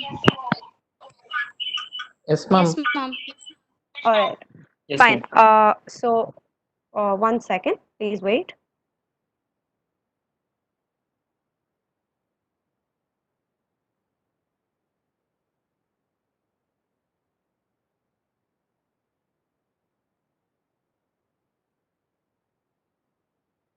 Okay. Yeah. Moving on to the 3rd question. The topic is pelvis, and the question type is similarly a direct question. 1-word answer. Excuse me, ma'am. Like 1 minute, Yes. ma'am. I Yes, really yes. need to talk. See, Yes. like if you introduce this rule now, it's fine, totally fine with us. But this rule was not said before the second question. It's like it's too much. Like Srinidhi, saying the rule after. Srinidhi, I understand.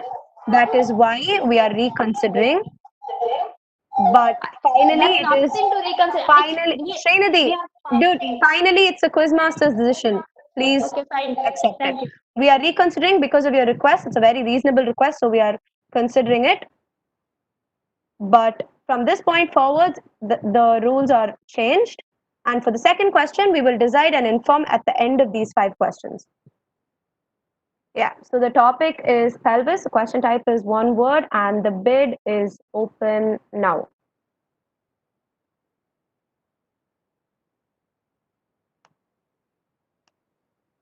We have team 5 with 300, team 3 with 350.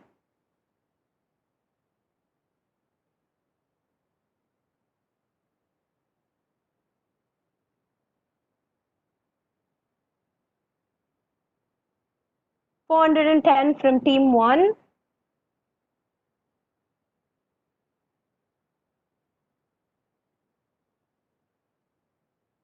We have 430 from team 6.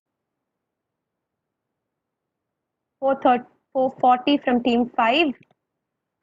I think at this point only team 4 and 5 can continue to bid. So we have team 4 with 445, team 5 with 450.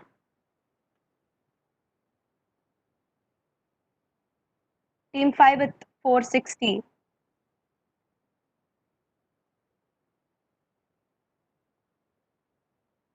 Team 5 with 470. Anyone exceeding that? 5, 4, 3, 2, 1 closed. The bid is closed. Team 5 gets this question.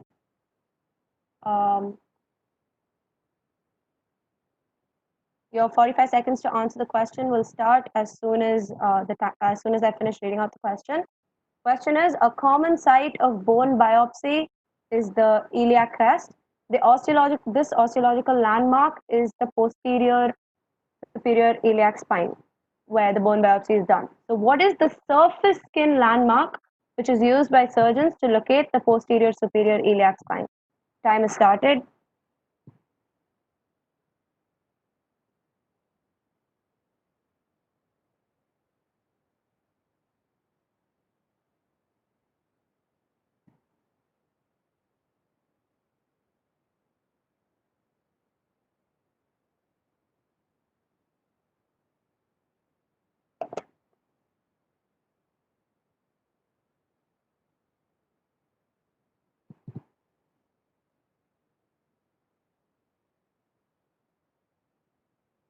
Team 5, you only have 9 seconds.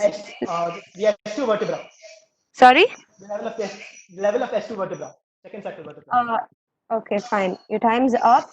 The answer is the dimple of Venus, which is located as the level of S2. You were right in that, but we specifically asked for the surface skin landmark. So the level of S2 is not a surface anatomical landmark. So I'm afraid we can't give you points for that. But you were right in that the dimple of Venus is located at the level of S2.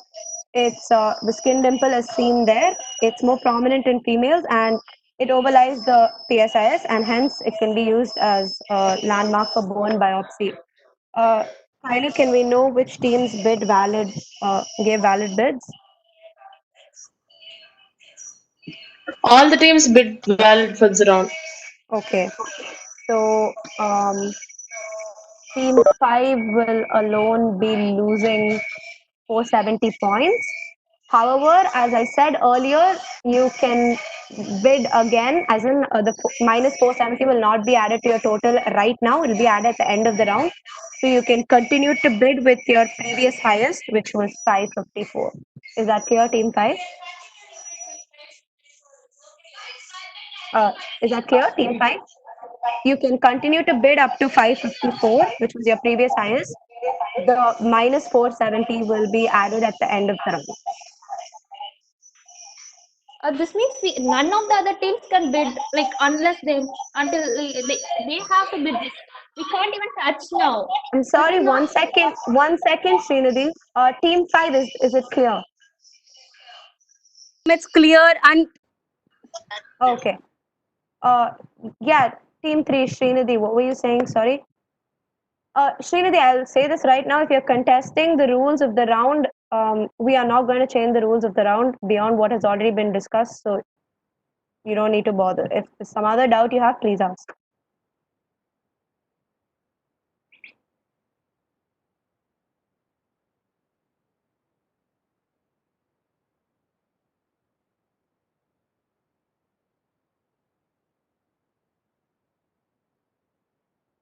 Okay, I'm moving on to the next question then. The topic for the fourth question is the male genital organ system. The answer is, the question type is again one word or direct answer. The bidding will open after I say it's open. Please relax. Yeah, bidding is open now.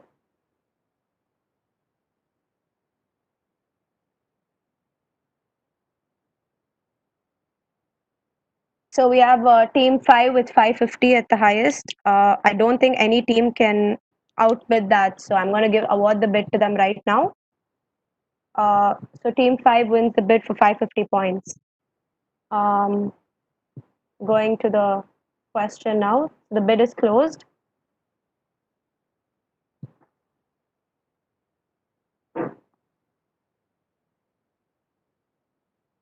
So your time will start after I read out the question.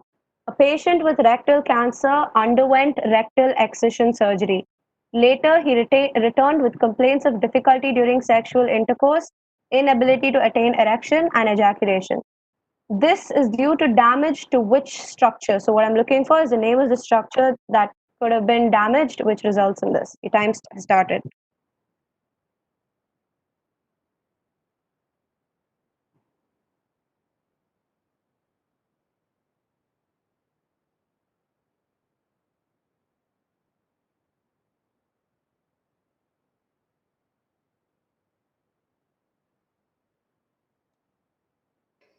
It's the inferior hypogastric plexus that's involved. It communicates with the cavernous plexus, which provides innervation to the genitals, male genitalia. So your final answer is the inferior hypogastric plexus. Which in turn affects the cavernous plexus. Okay, that's your final answer. Time's up. The answer is the pelvic splanchnic nerves or nervi erogentis. I don't think your answer is correct. It's 1 second. No, the pelvic splanchnic nerve will contribute to the inferior hypogastric plexus. Yeah, that's what. I will just make cross check that. But I'll explain the answer. I'll just cross check that. Give me a second.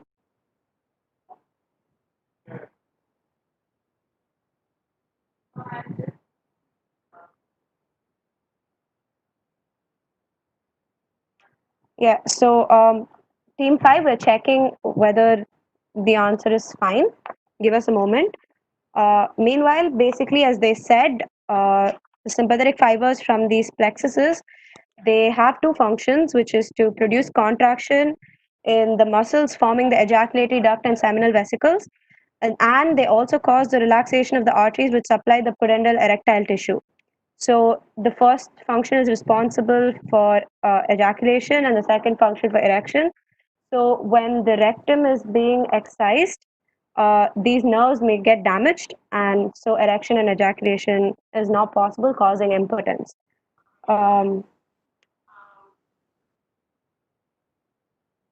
Yeah, I will move on to the next question. 1 minute, 1 minute. Yeah, is this Adri? Yeah. Likita has not joined the Zoom call. Okay, I will. Ended. Can you just Yeah, I will wait for wait. 1 minute?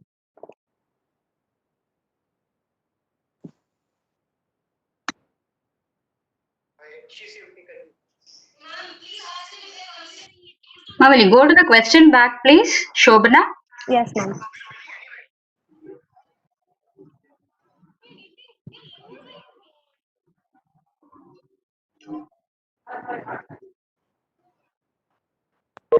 See, the question is very specific about difficulty during sexual intercourse and inability to attain erection and ejaculation, which is mainly due to nerva erigentis, parasympathetic nerves. She's specific about it. And the inferior hypogastric plexus is made up of both sympathetic, parasympathetic, and other fibers. But we mentioned the cavernous plexus as well. Finally, the cavernous plexus which will contribute to it, no? Ma'am, they answered inferior In the plexus will be done. contributing to cavernous plexus. Yeah. Because they do the rectal surgery in the plane of. They answered cavernous plexus, sir. See, now the damage has occurred when rectal excision surgery was done. Yes, ma'am. So generally for rectal excision, they do it in the plane between the presacral fascia and mesorectal fascia, no? Yes. So in that, the most common damage will be done to the inferior hypogastric plexus, which will contribute to the cavernous plexus.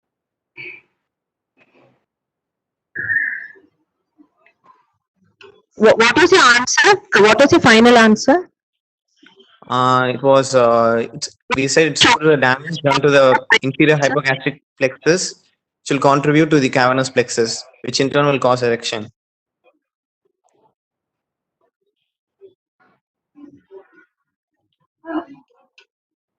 Okay, the marks can be awarded, but we'll recheck and we'll let you know. I can proceed with the next question. Okay, ma'am. Okay. So the fifth question, the topic is hepatobiliary system. The question type is again a direct one-word type question. So the bid is open now. Teams can start bidding.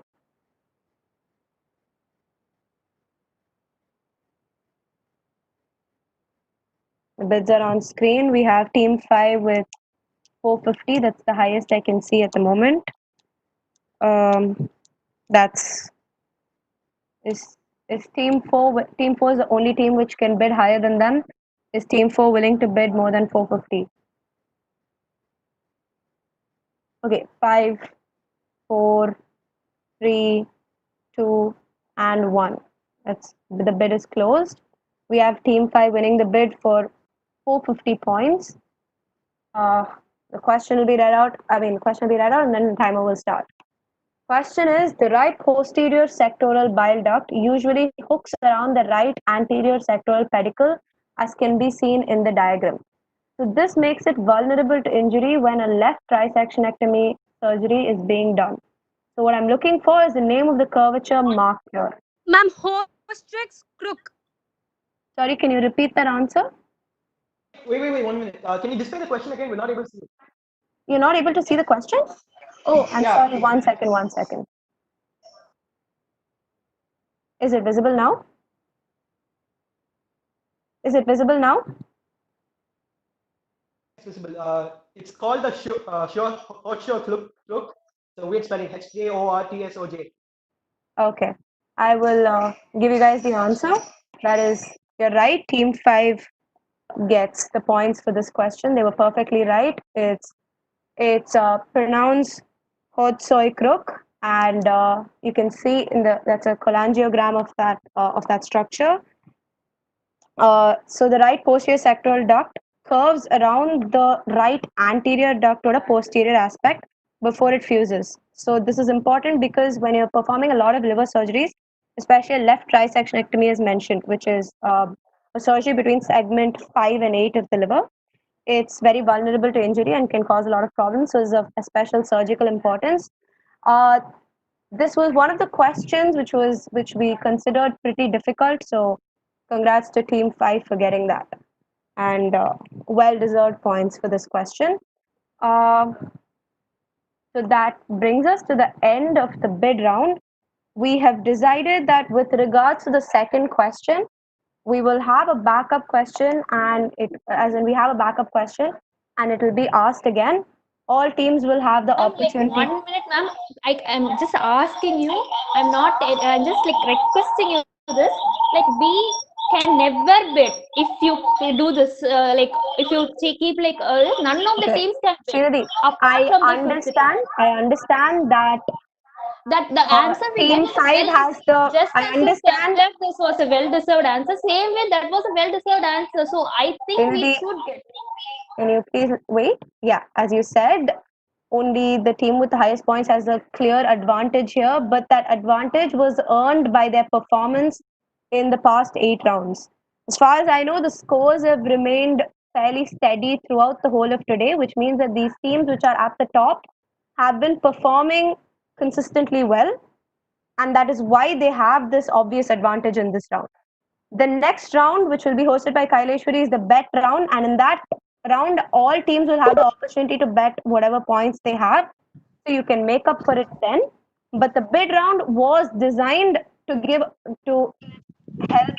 the team at the top create enforce their lead better if they wish to. So Ma'am, I have a doubt. Who is this? Team 5? Likita. Yeah, tell me. Ma'am, will we be consider will the marks be given for that question? The For cavernous. Yeah, that we are checking with our references. As far as we could see, the answer we had put up was the only answer we could find. However, because your answer was more specific, we are checking on it. Once we know, we will tell you. Please give us a moment to confirm that. Ma'am, because if we know that we have the marks, then we can bet accordingly. Otherwise, we'll be basically betting on points. I understand. Yeah, I understand. So just give us a moment. Hi, Shobana. Yes, ma'am. This is Dr. Rajpriya. Yes, ma'am. Yes, my grade is given inferior hypogastric plexus plays a key role in continence and sexual function. Okay, ma'am. So team 5, you will get points for that, right? Is it okay, Dr. Prafula, Dr. Kanagulli?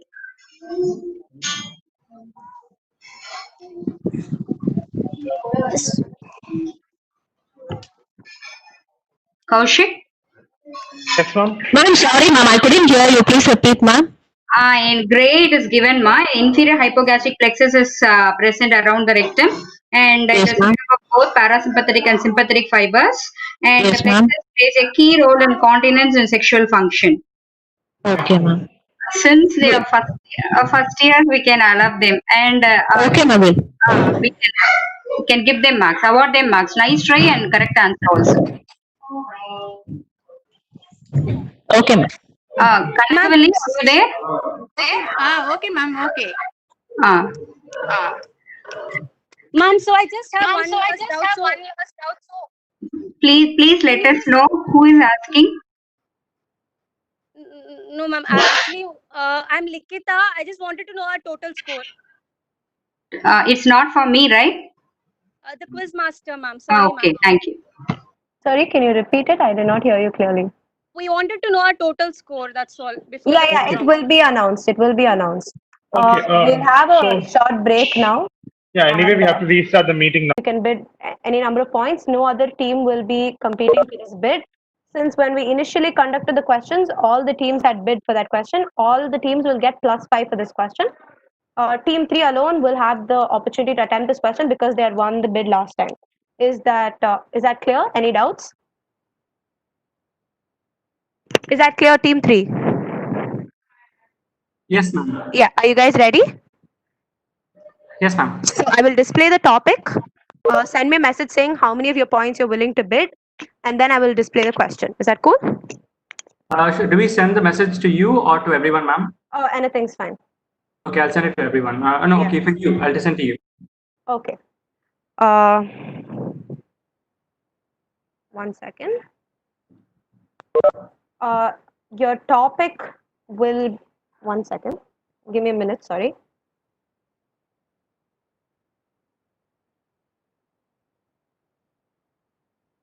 Right. So the topic is pleura.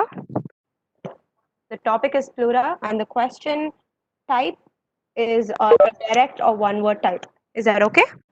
I'm sending it in the chat box just in case. Topic is pleura, and the question type is direct answer. Direct answer meaning that it's a what type question, and you will just have to answer. It's not reasoning or a one word. Is that okay? Can I have your bid, please? Please, we need to. Team 3, can you message me your bid, please? I'll give you a few seconds. Second.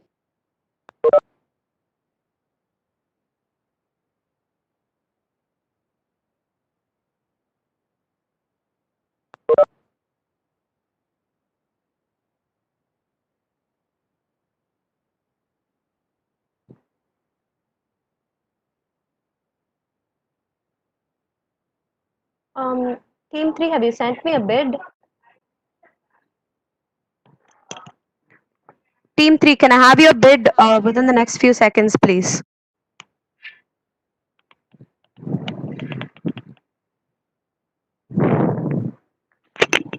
Okay. Team 3 has bid 400 points. Your question will be displayed now. One moment. I will read out the question and then 1 second. Yeah, I will read out the question and then your time will start.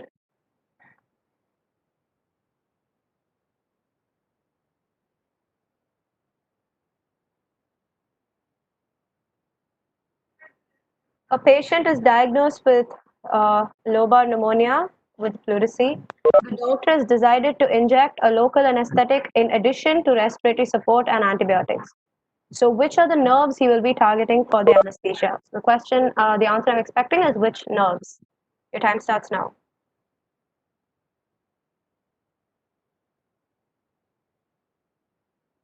Please unmute your mic and answer before the time runs out.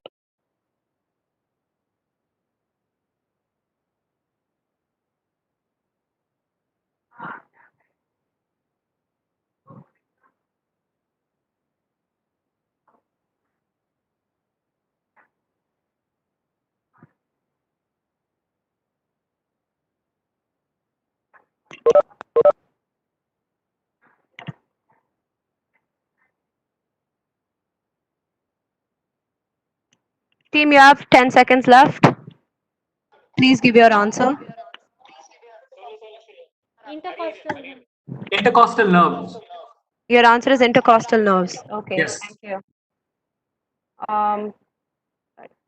The answer is intercostal nerves. You're correct. So you will get plus 800 points in addition to the 5 points you get for putting in a valid bid.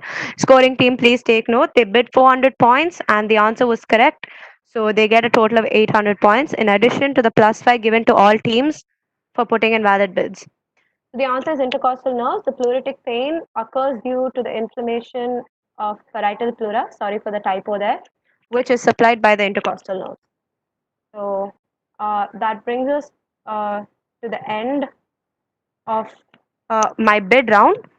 After this, Kaileshwari will be presenting a bet round, followed by part 2 of bid round. There'll be another bid round which we had planned initially but was cancelled due to time constrictions. But considering what happened in the previous round, we've decided that it would be in the best interests of the quiz to have the round. So after the bet round, which will be held by Kaileshwari, we will have the second bid round. Hope that's clear. We will close the meeting now. Once we send a message in the finalist group, please rejoin the meeting. Kaushik, can you close the meeting? Yeah. Thank you. Shobana என்ன சொன்னாலே கேட்கல.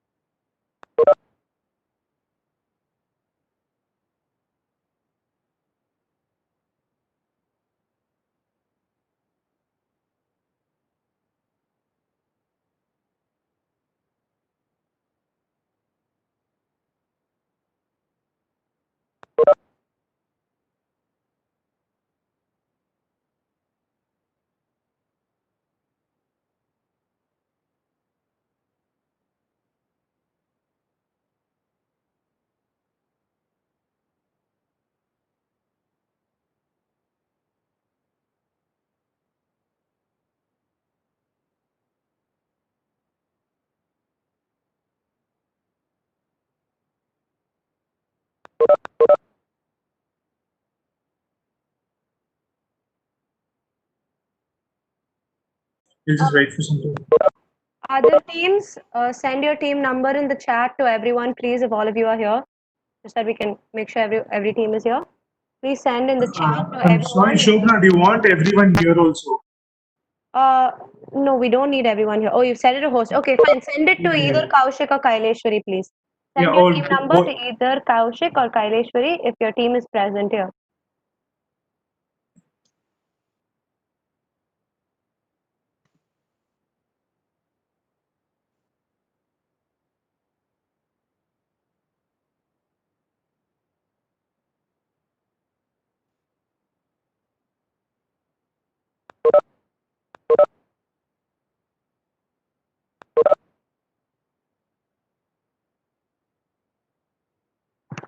Is Priyanka here?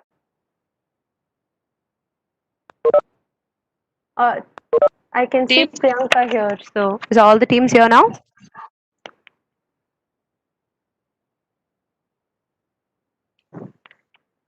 You get messages from all the teams?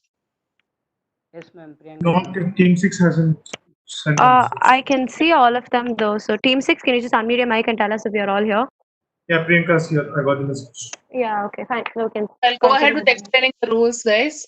This round consists of 5 questions, but all the questions are open to all the teams. Same as bid round, in the beginning, the topic and type of question will be displayed.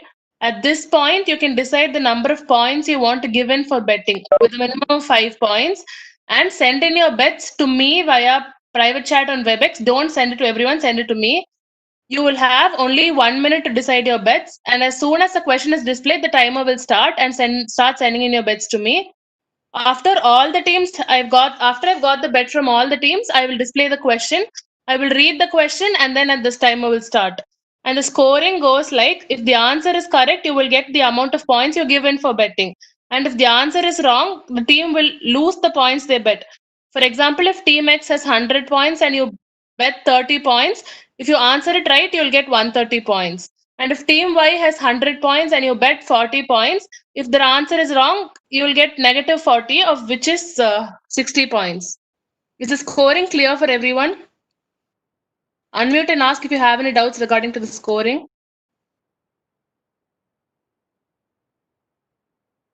After the question is displayed, you will have 45 seconds to answer. The answer also, you should send it to me via private chat. Don't send it to everyone, send it only to me. And avoid sending multiple answers. Discuss properly and send only one answer. If you change your answer, the last answer you sent will be considered. And I will read out the question and the timer will start after I read out the question. This will be the same for all 5 questions. My decision will be final. If you have any doubts regarding the rules, unmute and ask immediately. Hey, ma'am. How many questions do we have for this round? Hello. 5 questions. Hello. So the second part. Yeah. Round is supposed to be a bid round, or? Yeah. I After have a these question. 5 questions, you will have bid round again, but for betting, these are the rules. Okay, thank you. Yeah. Anyone else have any doubts? Will the points got and lost in this round be deducted or added during the round or only after it? During each question, we'll like add your like how much ever points you get. Okay, so not like last round, ma'am? No, as in it will be added to your scores, but no, you cannot bet with those points. You can. Yeah, you can bet only with the points you had 8th round. Okay, will there be minus if there is a wrong answer? Will our points be minus? Yeah, there are negatives. You'll get the negative of the amount you bet. No, I'm saying will it be subtracted from what will it be removed from what we can bet? No. It won't be like all the adding and subtracting will be done at the end. For betting, you can use the points you had like till 8th round. Okay, thank you. Is it clear for everyone? Okay, so I'm assuming no one has any doubts. I'm going to proceed.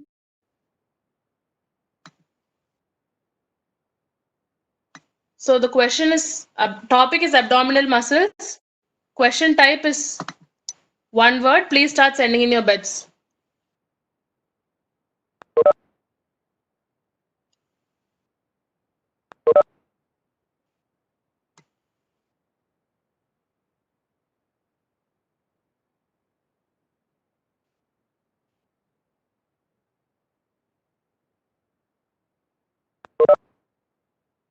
Guys, and one more thing, if you don't send in any bets, we'll consider that you've bet 5 points minimum.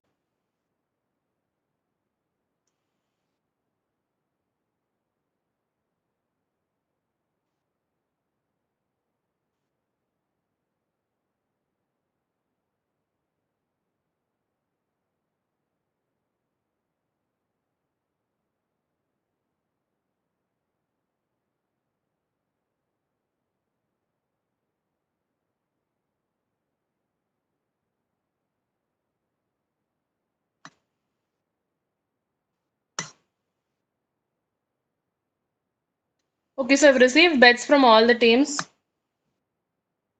I will proceed with the question. A middle-aged woman with poor abdominal muscles who has had multiple pregnancies is often incapable of supporting her abdominal viscera. This causes the lower part of their anterior abdominal wall to protrude forward. What is this condition called? And your time starts now. Send in your answers privately. Avoid sending multiple answers.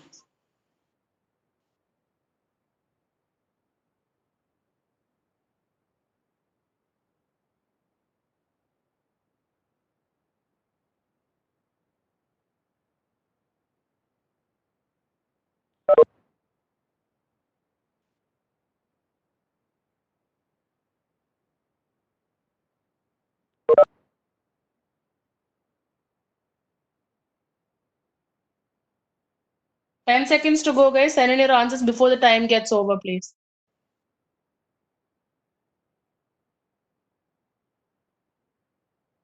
And time's up. I'm going to move to the answer. The answer is visceroptosis. So while Kaileshwari figures out the points, I'll explain the answer. So, as is pretty obvious from the name of the word itself, viscera means organs and ptosis means a prolapse or drooping. So, visceroptosis is obviously the lack of support for organs, causing it to uh, to fall or to droop within the body. So, the shape of the anterior abdominal wall depends on the tone of the muscles of the anterior abdominal wall. So when these muscles are weakened, the wall will be unable to support the organs. So when this happens, usually the abdominal wall will protrude forward, which causes like the belly area will appear enlarged. So a lot of times clinically this is confused for either abdominal tumors like an ovarian cyst or even for hepatomegaly, because when you're feeling for hepatomegaly, you might think it's an enlarged liver, but often it's just a case of visceroptosis. So that is the reason this condition is very important. Kylo, if you're ready, can we have the points scored for this question, please? I have a doubt with team 5. Nitish has sent visceroptosis first and then he has changed it to Glenard syndrome. So I don't think we can consider that, right? Yeah, she sent. No, both are right actually. It's another name for it.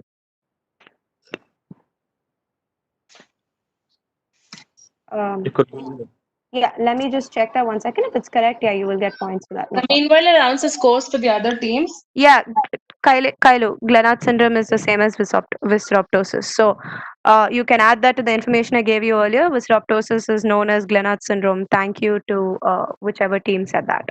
Yeah, team We 5. are also learning today. Yeah, sure. Okay, so team 2, 3, 4, and 5 have got it correct. Teams 1 and 6 have got it wrong.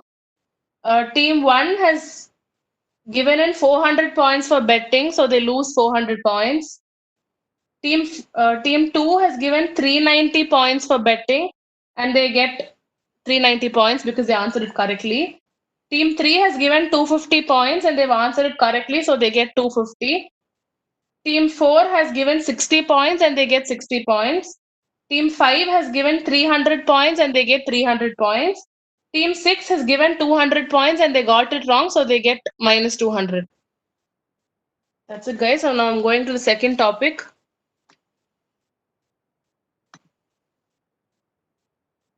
Topic is breast. The question type is one word. Send in your bets immediately.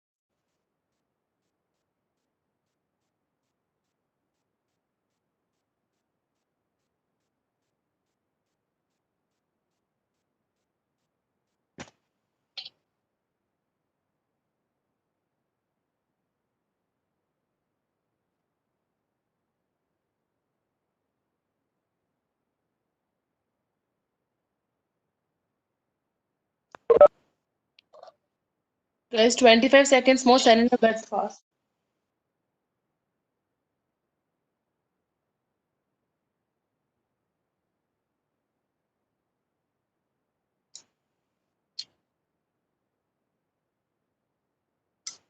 Ten seconds to go.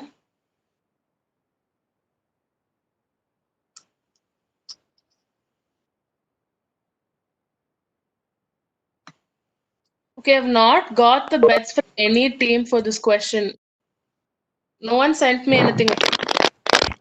Ma'am, I have sent the bet for Team team 5 4. has sent. Ma'am, team 3 has sent.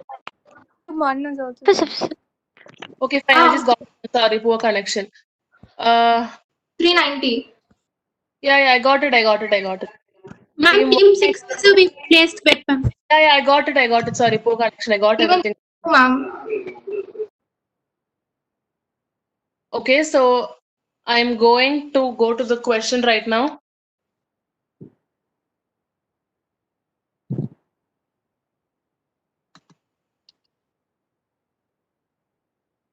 Subcutaneous spread of breast cancer can induce a rare manifestation that appears in the form of a hard, woody texture to the skin of the breast. What is this known as? And your time starts now.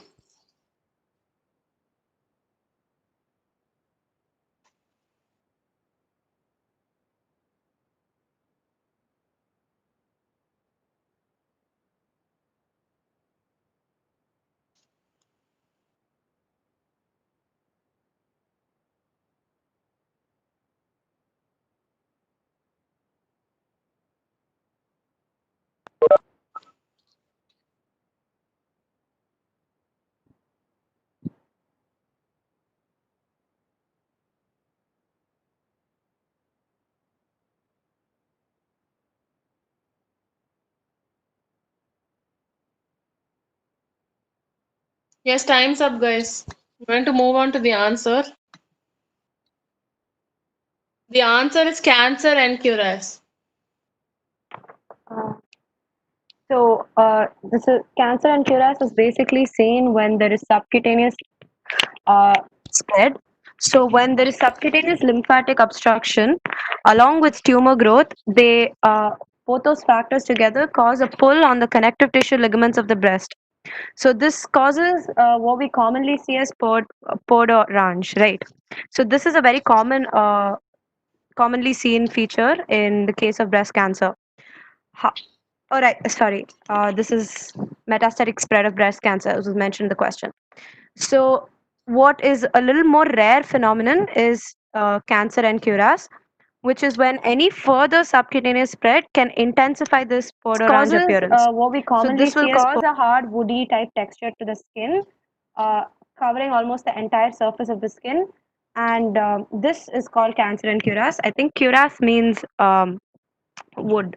So you can this is not very commonly seen as much as pod orange, so it's not a very common clinical manifestation, but it is one of the rare manifestations of metastatic breast disease.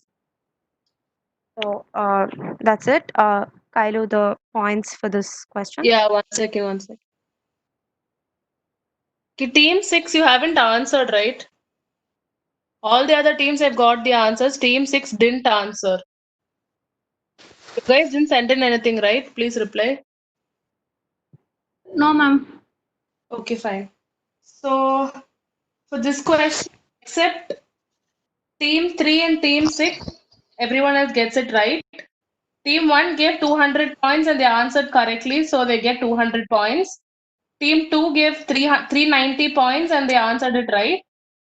Team 3, they gave in 400 points, but they answered it wrong. Team 4 gave 100 points and they answered it right. Team 5 gave 400 points and they answered it right. Team 6 didn't answer, which also means that they get negatives.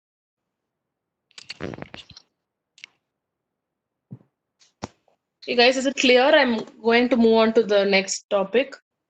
Kylo, excuse me, can you please repeat team 4 points? Team 4, they gave in 200 points and they got it right, so they get 200 points. Okay, Kylo, thank you. Team 6, how much did they bet? Team 6 bet 100, but they didn't answer. So Okay. Then it's minus 100. yeah, negative. Yeah, okay. Cool. I'm going to move on to the next topic. The topic is abdominal muscles. The question type is one word. Please start sending in your bets immediately.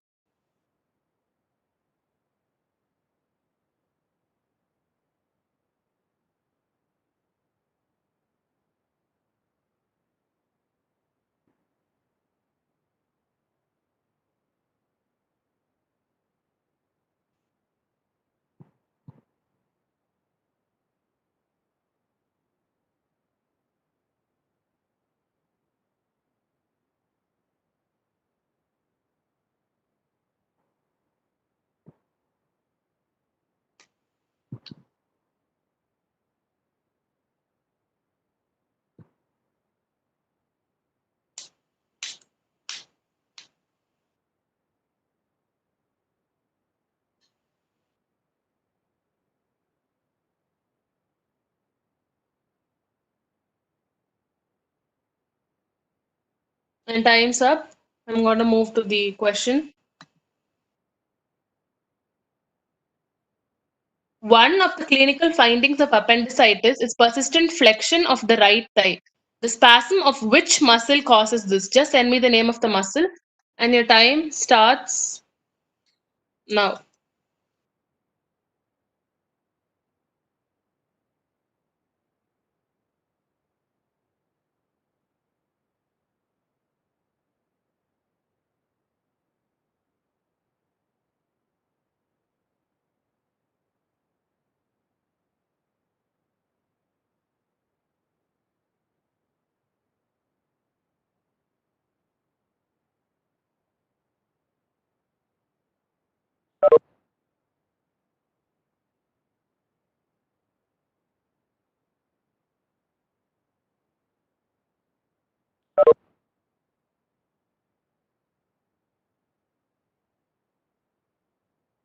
Time's up, guys. I'm going to move on to the answer.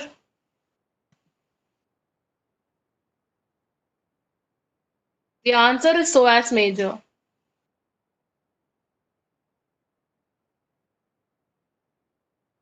Right. So as you can see in the structure, the inflamed appendix lies right over the anterior part of the psoas muscle. So the psoas major is originates from the lumbar vertebra. So it's attached proximity to the lumbar vertebra and then inserts into the lesser trochanter of the femur. So the appendix, anatomically, it would come right over the psoas major. So when the appendix is inflamed, it can cause a spasm of the muscle. And because the function of the psoas major is flexion of the hip, is raising of the thigh, it would cause spasm. So in this case, that is the reason the muscle spasm is seen, and the muscle involved is psoas major. Now, a related sign to this is the psoas sign, which you may have heard of, which is elicited. I'm saying. Sorry, did someone say something? Okay, I will continue. Yeah, the psoas sign is elicited by having the patient lie on their left side with the right thigh flexed backwards. So if there is pain when they are in this position, it indicates an inflamed appendix for the same reason, because the appendix would irritate the psoas major mainly when so the psoas major is contracted. So the answer for this is psoas major. Now I guess over to Kailu for the score. Ma'am, I have a doubt. Yes, who is this? Ma'am, actually, was the position of the appendix mentioned in the question? Sorry, who is this? I'm Likita, ma'am. Okay. Was the position of the appendix mentioned? No, I don't think so. Why? Because the psoas major is affected if it's present only in the retrocecal position. But if it's present in the pelvic position, then obturator internus is affected, and then obturator internus also flexes the thigh. Okay, that is correct. So, if have you sent obturator? We sent obturator internus, ma'am. Okay, I think we will mostly consider it. I will just check once, but I think that's correct. So if it's correct, you will definitely get marks for that. Because they didn't even mention it's the most common position. Correct, They correct, just mentioned appendix. Fair. Cool. So your two teams answered obturator internus. The rest answered psoas major.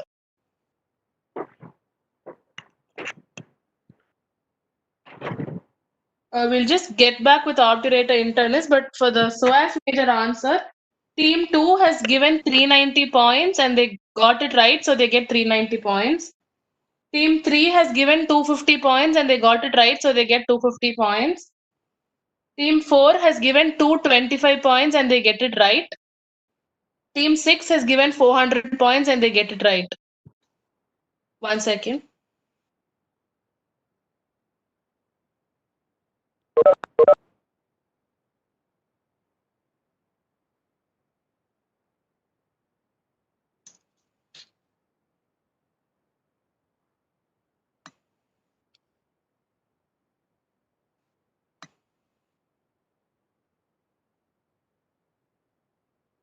Okay, for the obturator internus question for teams 1, for team 1 and team 5, we'll just let you know in a short while. Before that, I'll move on to the next question.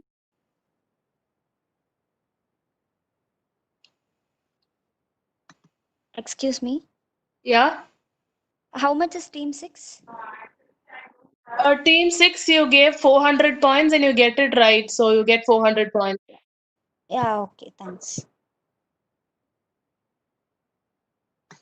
So I'm going to move on to the next topic. The next topic is Plura and the question type is reasoning.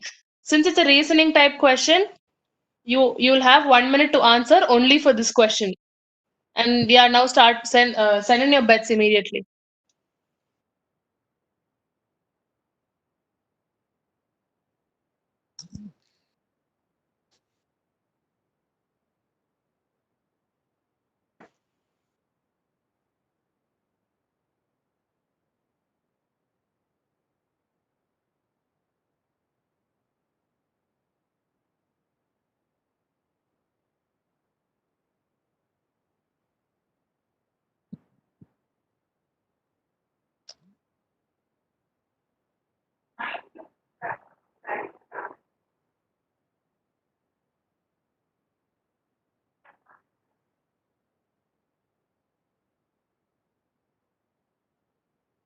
And time's up, guys.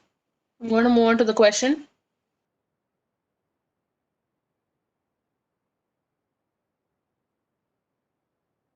A patient with pleurisy of the costal parietal pleura was misdiagnosed as having an acute abdominal lesion.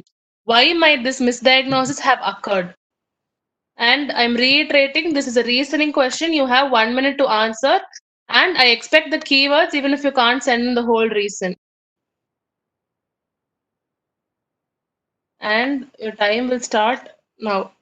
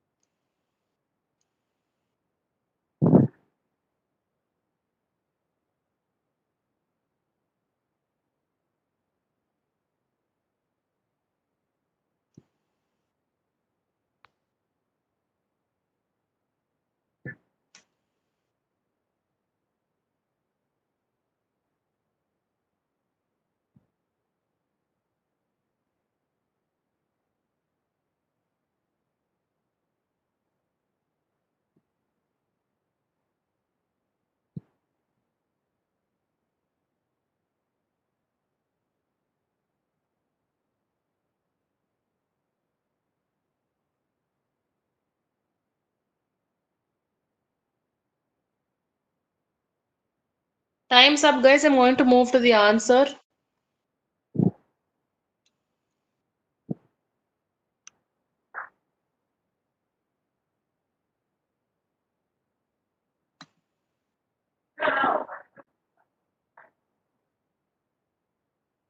Yeah, so this is the answer.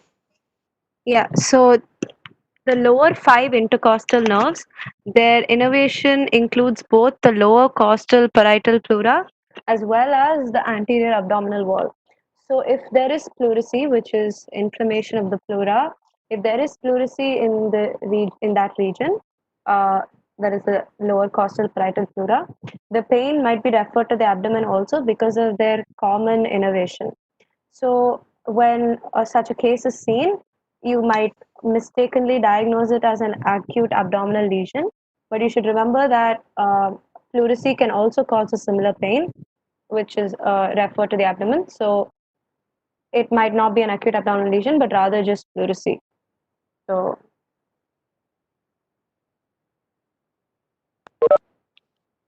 Kailu, over to you. One second, I'll just get that.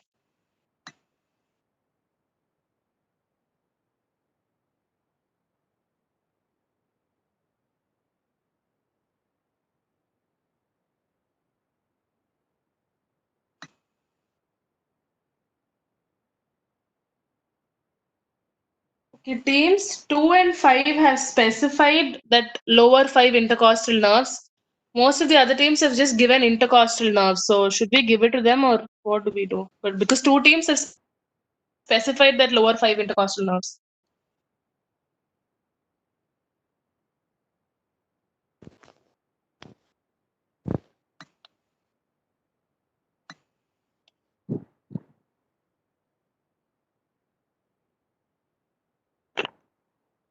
Okay, teams 2 and 5 have specified the cause for this is due to the lower 5 intercostal nerves, but most of the other teams have just given intercostal nerves. Intercostal nerves would be fine.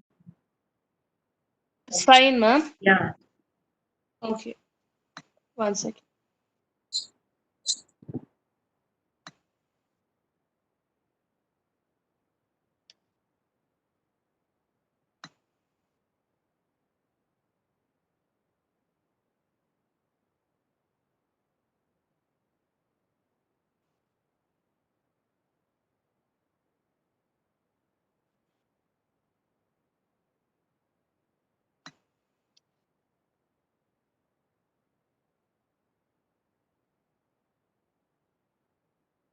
Okay, all the teams except team 3 have answered this question correctly. Team 1 has given 400 points and they get 400 points. Team 2 has given 390 points and they get 390 points. Team 3 has given 300 points and they get it wrong. Team 4 has given 500 points and they get 500 points. Team 5 has given 150 points and they get 150 points. Team 6 has given 400 points and they get 400 points. So I think it's clear. I'm going to move on to the next topic.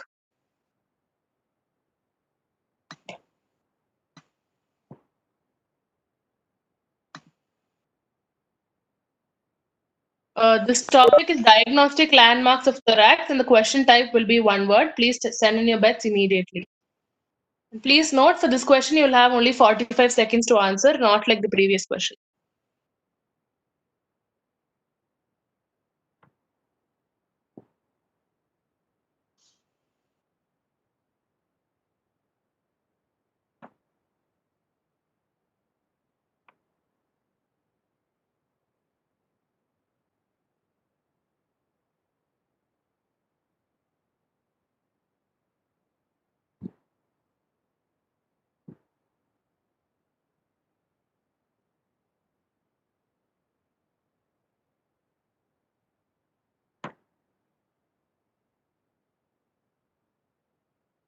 Okay, guys, now I'm going to move on to the question. Confirmation of correct positioning of the endotracheal tube is obtained from a chest X-ray. What is the reference point for targeting the tip of the tube in the endotracheal intubation of neonates? Please be specific with your answer. Your time starts now.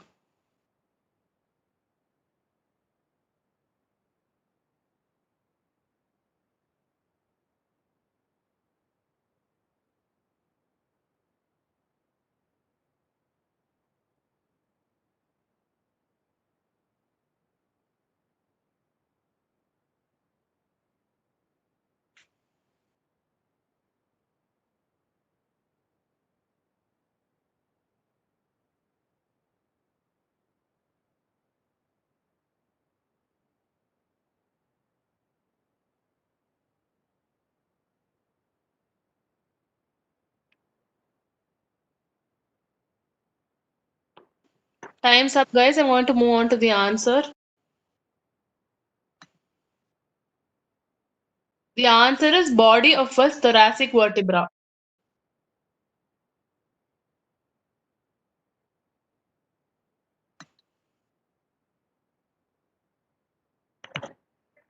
So endotracheal intubation is a process that is usually used to resuscitate the newborn at birth, and then, if required, to enable artificial ventilation. So how this is introduced into the newborn is that the tube is usually introduced orally and then guided through the vocal cords, and it's visualized using a laryngoscope. So now coming to the reference point, before that, the required length of the tube is usually calculated with the birth weight. So the tubes are of different lengths. How the positioning is confirmed is using a chest X-ray. The anatomical reference points used for the X-ray have changed over time.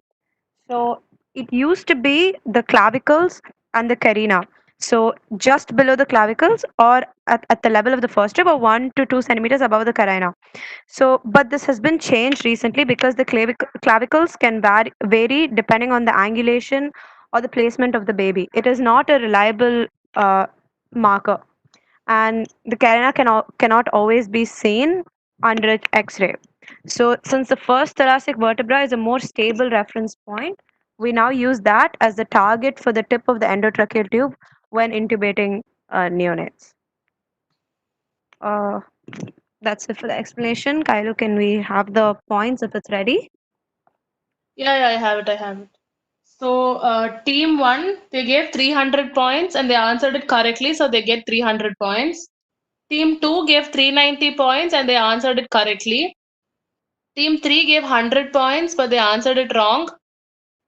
Team 4, you gave 500 points and you answered it wrong. Team 5 gave 350 points and they answered it correctly. Team 6 gave 400 points and they answered it wrong. So that's it, guys. Do you have any queries, anything to say? Obturator internus. Okay, for the obturator internus. So we are looking it up, and we've asked one of the professors for a final confirmation. But as far as we can see, the function of the obturator internus is lateral rotation of the thigh and abduction, not flexion. And the question specifically asked for the muscle involved in flexion of the thigh. So I don't think we'll be giving the points to you, but we will wait for confirmation from the professor. Okay, No, guys, but at you the end of the bet round. Sorry? but you mentioned the pain is during flexion, right? Yes. But the pain is actually during extension in first test because you will pull the muscle, so it will cause the pain. Can I interfere? See, the question Yes, was there is patient doesn't have Come back to the question, please. Show us the question. Yes, ma'am. I'm coming back.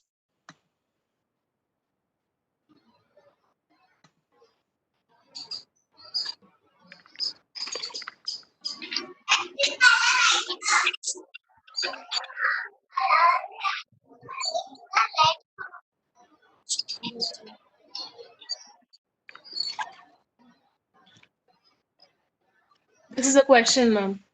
See, what they asked is one of the clinical findings of appendicitis is persistent flexion of the right thigh. The spasm of which muscle causes this? See, the psoas major only causes flexion. Okay, so answer for this question will be psoas major only. What is the action of obturator internus? The teams who answered operator internus? Actually, I don't remember, ma'am. Yeah, that is not the answer. Only if you answer that question, I can answer this. Persistent Can I flexion is refer it? done by that muscle. And the other because, one which you, yes. And one another thing is here the patient comes with persistent flexion. It is not a sign, it is elicited appendicitis. Yes. So that can happen in appendicitis as well as mesenteric lymphadenitis. Ma'am? The psoas is irritated. Ma'am, here the question was referring to only the clinical finding. The sign was just an added information I gave while explaining the You answer. gave the added, that's all. Yeah. Answer to this question is only psoas major, not operator internus. Okay, ma'am. I think that's clear. So to the scoring team, I would like to say for this question, team 1 gave 250 points and they get it wrong. Team 5 gave 400 points and they get it wrong. Yeah, that's it.